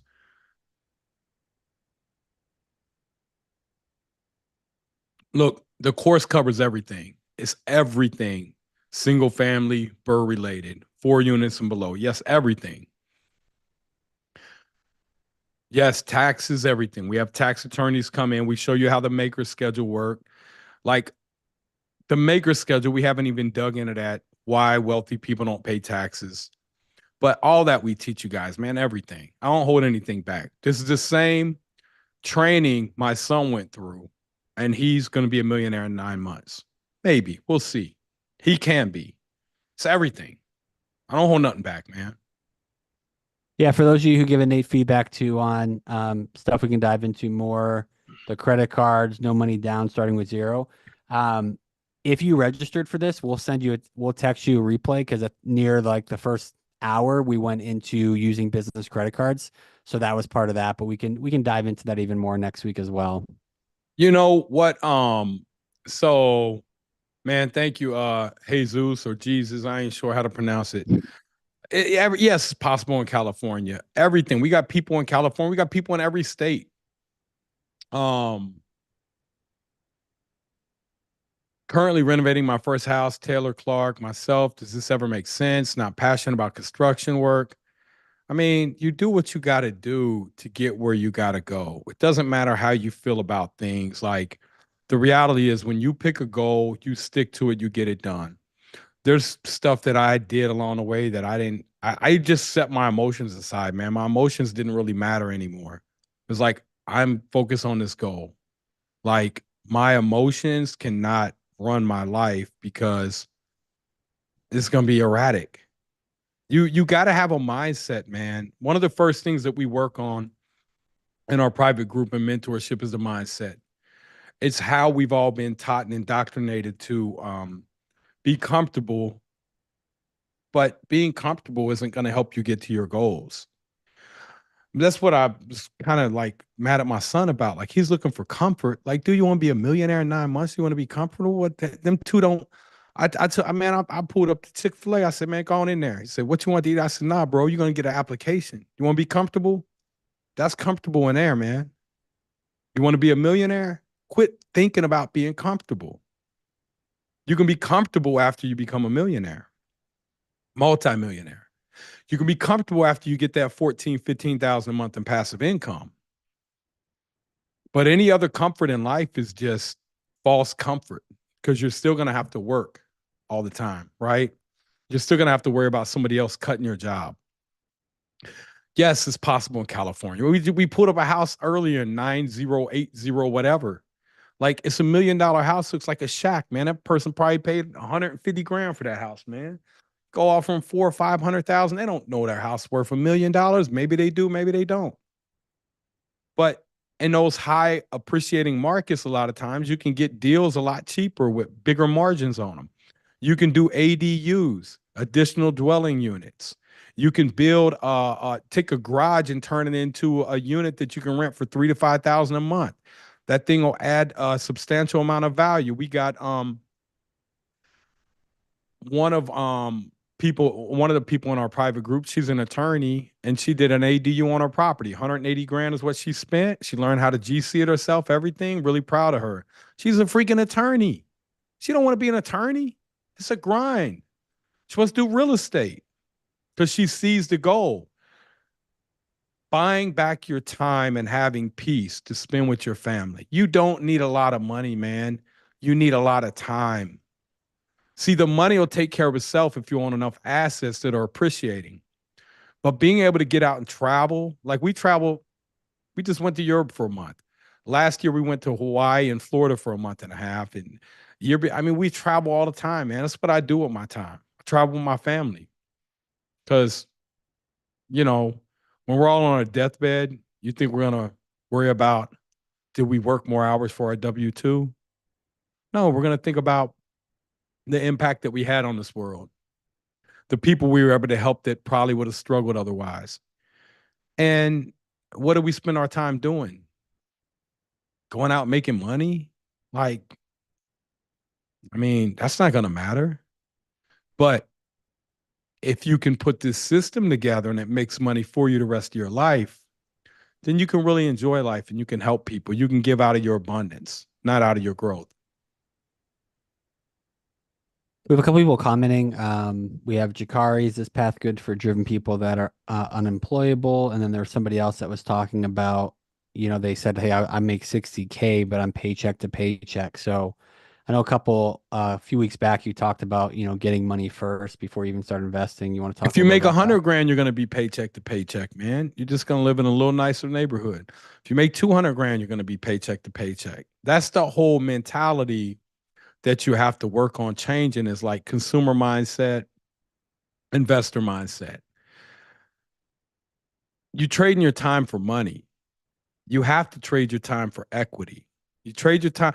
Imagine if everything you did, 60,000 a year, you went back and they said, we're going to give you some equity in this company for the work that you did. First year, you wouldn't have hardly made no money. Second year, you made a little more. Third year, but everything equitable that you did in your life begins to stack on top of each other and give you checks. And that's how real estate is. That first year, second year, third year, you're gonna feel like you ain't making no headway. That's why you got to look at the math. Because I remember when I reached when I came out of bankruptcy in a matter of 2 years, I had about a $5 million net worth, but I felt completely broke because I didn't have no money in the bank. Maybe had 80 grand in the bank, maybe 100. And I was worth 5 million. because I was reinvesting all my money. I was on that grind, right? And then you just keep at it. And one day you stop, like, dude, I'm done. Then the money starts pouring in because you ain't funding projects anymore. Then you can enjoy life. And that's when I took 4 months off to go down to Florida and hang out with my family. And I realized that I really loved real estate. I just was burnt out because I literally 30 months, I went from bankruptcy to retirement, overcoming the challenges of the mind lying to you, telling you, man, you can't do that. You know, you're not good enough. All that, man. That's all normal. That's why you got to get around people that say, hey, man, that's okay, man. It's okay to feel like that. Now get over it. Let's get out here and get this money. All right, we'll do a couple more questions. That's what we said a couple more questions ago. So Got me a fresh water now, baby. And my family done locked me out there. No, I'm just kidding. I don't know why they locked the door. Probably was on purpose. Chong says, how do you make monthly payments on those credit cards if you want to use zero cash out of pocket? Well, I say zero cash out of pocket. Like the credit card payments are minimal. But look, don't go in here if you ain't got no money and try to do this. If you ain't got no money, like literally no money, you shouldn't be doing this. You should be wholesaling a property. You should be finding bird dog in a property like that 15-year-old kid said. You should be getting some money up. Get you $10,000, $20,000, man. And I know you guys like the guy working for 60 grand saying, well, I can't get that. Well, you ain't gonna get it at work because your time's only worth whatever, $20, $30 an hour. You can't.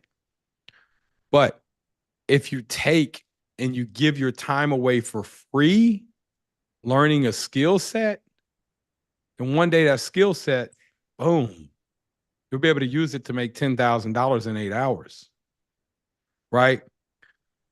But you may have 500 hours worth of learning to get there, maybe 1,000. But then you made 10 grand in 8 hours. Now you can go make another 10 grand. Might take you 20, 30 hours, right? This is getting exponentially better at your craft and being able to make more money. Yeah, Zoom user says you get paid for the value you bring to the marketplace. Yeah, think about so many people like, man, I can't believe this MLB player or so and such making this much money. Like, man, you know how many years they grinded? Like grinded to get to that level for free. Come on, man. That's an insane and only man, the odds are stacked against you. You made it. But they not only worked for a decade longer for free, they paid.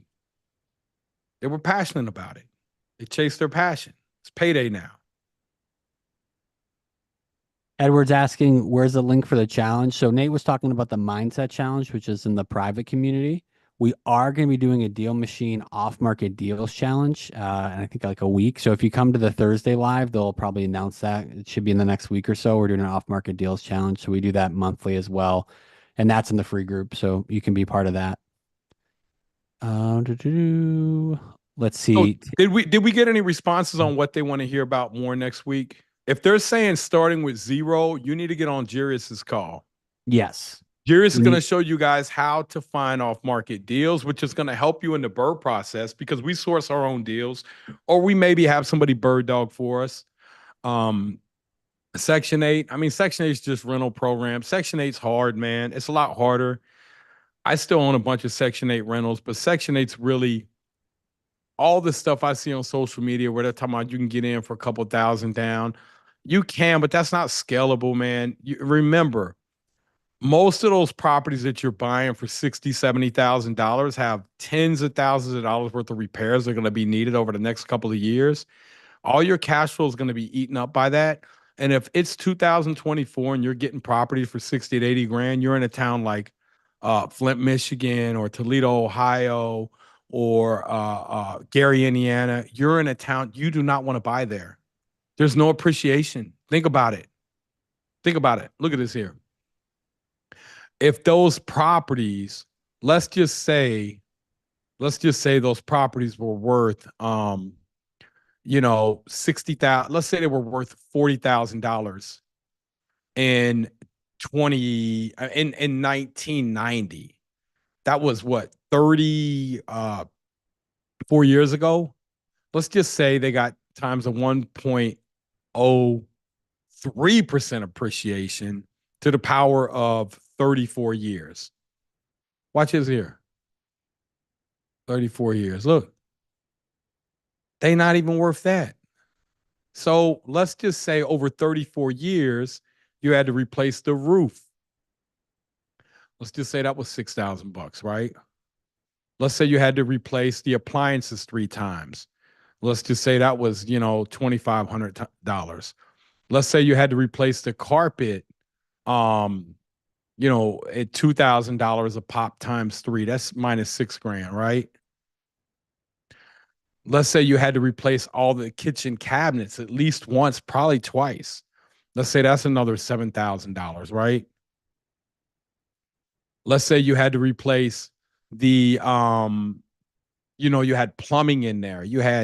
There's just no money there. It doesn't work. You have to buy assets that are worth real money. The Section 8 properties that are real cheap like that, man, it's just not. I mean, you guys got to understand there's a lot more to understand in real estate than just, oh, I can get in this Section 8 property that's $70,000 for 2,500 down. Well, you probably can, because the guy don't want it and nobody else does either. Of course he's going to do a land contract with you. It ain't worth nothing. It's got a ton of capital repairs. Because think about this. If he's selling it to you for $70,000 and he did all the upkeep on it, he would have more than $70,000 in the property. He wouldn't be able to sell it for that. So I got one right now. It's on Baltimore Avenue in Cincinnati. I bought it for I think $7,500. It's still a Section 8 rental today. I've had it since about 2009, and it's worth maybe 90. Man, I bet you if I go and pull that, I've lost money on that property, even with the $90,000. Now I go across on the other side of town. I bought one for $40,000 in 2014, and it's worth $350. I put 50, 60 into that one, but I'm up $250,000. So buying in the right areas is what is key. And now, if you're buying Section 8 and you're just trying to hang on to it until that market turns, you got to know the street where the market's going to turn. You got to know what's going to cause it to turn. You got to know about demand drivers. You got to know about ancillary jobs. You got to know about multipliers on job. I mean, you got to know it's a math problem. And if you don't know this stuff, then you probably shouldn't be investing if you don't know this stuff, because it's like buying stocks and not really understanding, how stocks trade or how companies grow or how dividends are awarded, or there's just so much more stuff that you got to understand. It's not just buying a property that you think is going to make money. It's having a system to predict the future within a high probability.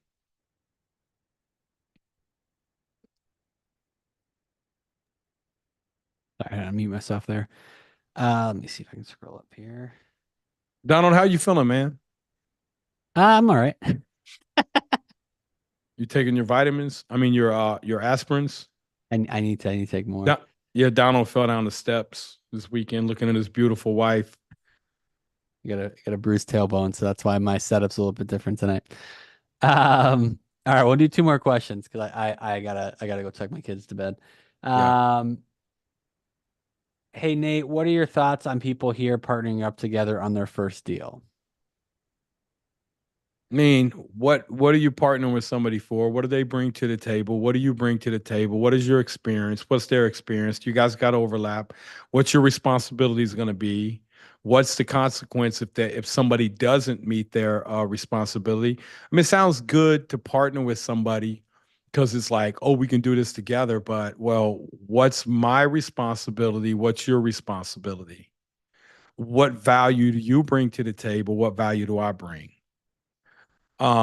It's like raising a family. Like, I had to talk to my wife, like, hey, what is it that you want to bring to the table? Here's what I want.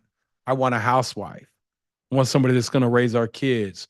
It's going to allow me to go out here and conquer and know that my kids are safe at home and not have to worry about no drama with my wife. Let me go do that. That's what you want. That's what I want. That's a win-win, right? So partnerships sound great, but what are you bringing to the table? What are they bringing to the table? And if you guys are both bringing the same thing to the table, like if my wife wanted to be a housewife and I wanted to be a house dad, it ain't gonna work out. So you got to make sure there's no overlap there. Donald, you okay? Yeah, I had to pull the food out of the oven. My wife texted me because she's putting the kids to bed. Okay, last question. I had to run. Okay, Teddy says my dad has stock investments that I get when I turn 18. Should I sell those and take that money and use it to start investing in real estate? Man, I don't know how much you got. You know, if you got 100 million, I mean, I'd probably say, hey man, just chill out, man. You good, right? I don't know what you got. I don't know the tax consequences on selling that. Maybe the better thing, I don't know what kind of stocks they are, how safe they are. Maybe the better thing to do would be to go, let's say you had $100,000 to be, instead of selling them and then paying 30 or 40% taxes, would be go get a loan against them for 50% of the value, $50,000, and learn how to do the BRRRR if that's what you really want to do. But you know, that's something that you probably need to talk to your father about. It sounds like he has can give you some guidance. He's been responsible in life. You know, ask your dad, man. Tell him, hey, dad, I think about wanting to get in real estate and see what his feedback is. You know, use the people around you that, you know, obviously, man, he loves and cares about you and he's set aside money for you. So, you know, ask him for his fee. And maybe he doesn't know how to do real estate. You know, get around people that know how to do real estate. If this is what you want to do, man. Anybody here that's bought a house, you know, they go up in value. They just do. It's just the way our economy works. We're working with the government, man. We're betting on inflation. And there's always going to be inflation because right now, the number that the government's trying to outrun is this right here. The government is trying to outrun um, this. The only way they can pay this off is continue to have more money coming in. The only way they get more money coming in is by raising the GDP, the gross domestic product. The way that they can raise the gross domestic product is through inflation. So that is how the government gets paid. So we can almost certainly bet that they are going to, I don't know why I did that, but we can almost certainly bet that the government is going to cause inflation because they have to have it. That's how they pay off debt. That's how they get a raise. Okay. Donald, man, thanks again. Let's go to 1980, see what was happening here. Oh, man, we ain't even have $1 billion in debt. Look at this, man. This old boring chart. Let's go get some debt here, man. Let's go to 2000. We have 5.5 billion in debt in 2000. Now we got 35 billion. Think the government's going to stop going in debt? They're not. All right, man. Well, hey, thank you, everybody. We will send you out. Everybody that was on here, we'll send you out a copy of this tomorrow at noon, you said, Donald? Yep. Hey, man, we love you guys, man. We'll see you on Thursday's call. For anybody that wants to get started from zero, we'll see you guys on there Thursday, 12 o'clock noon. Use this same Zoom link, Donald? Yep, same Zoom link will work. Okay. Hey, man, love you guys, man. Y'all have an amazing night. Thank you.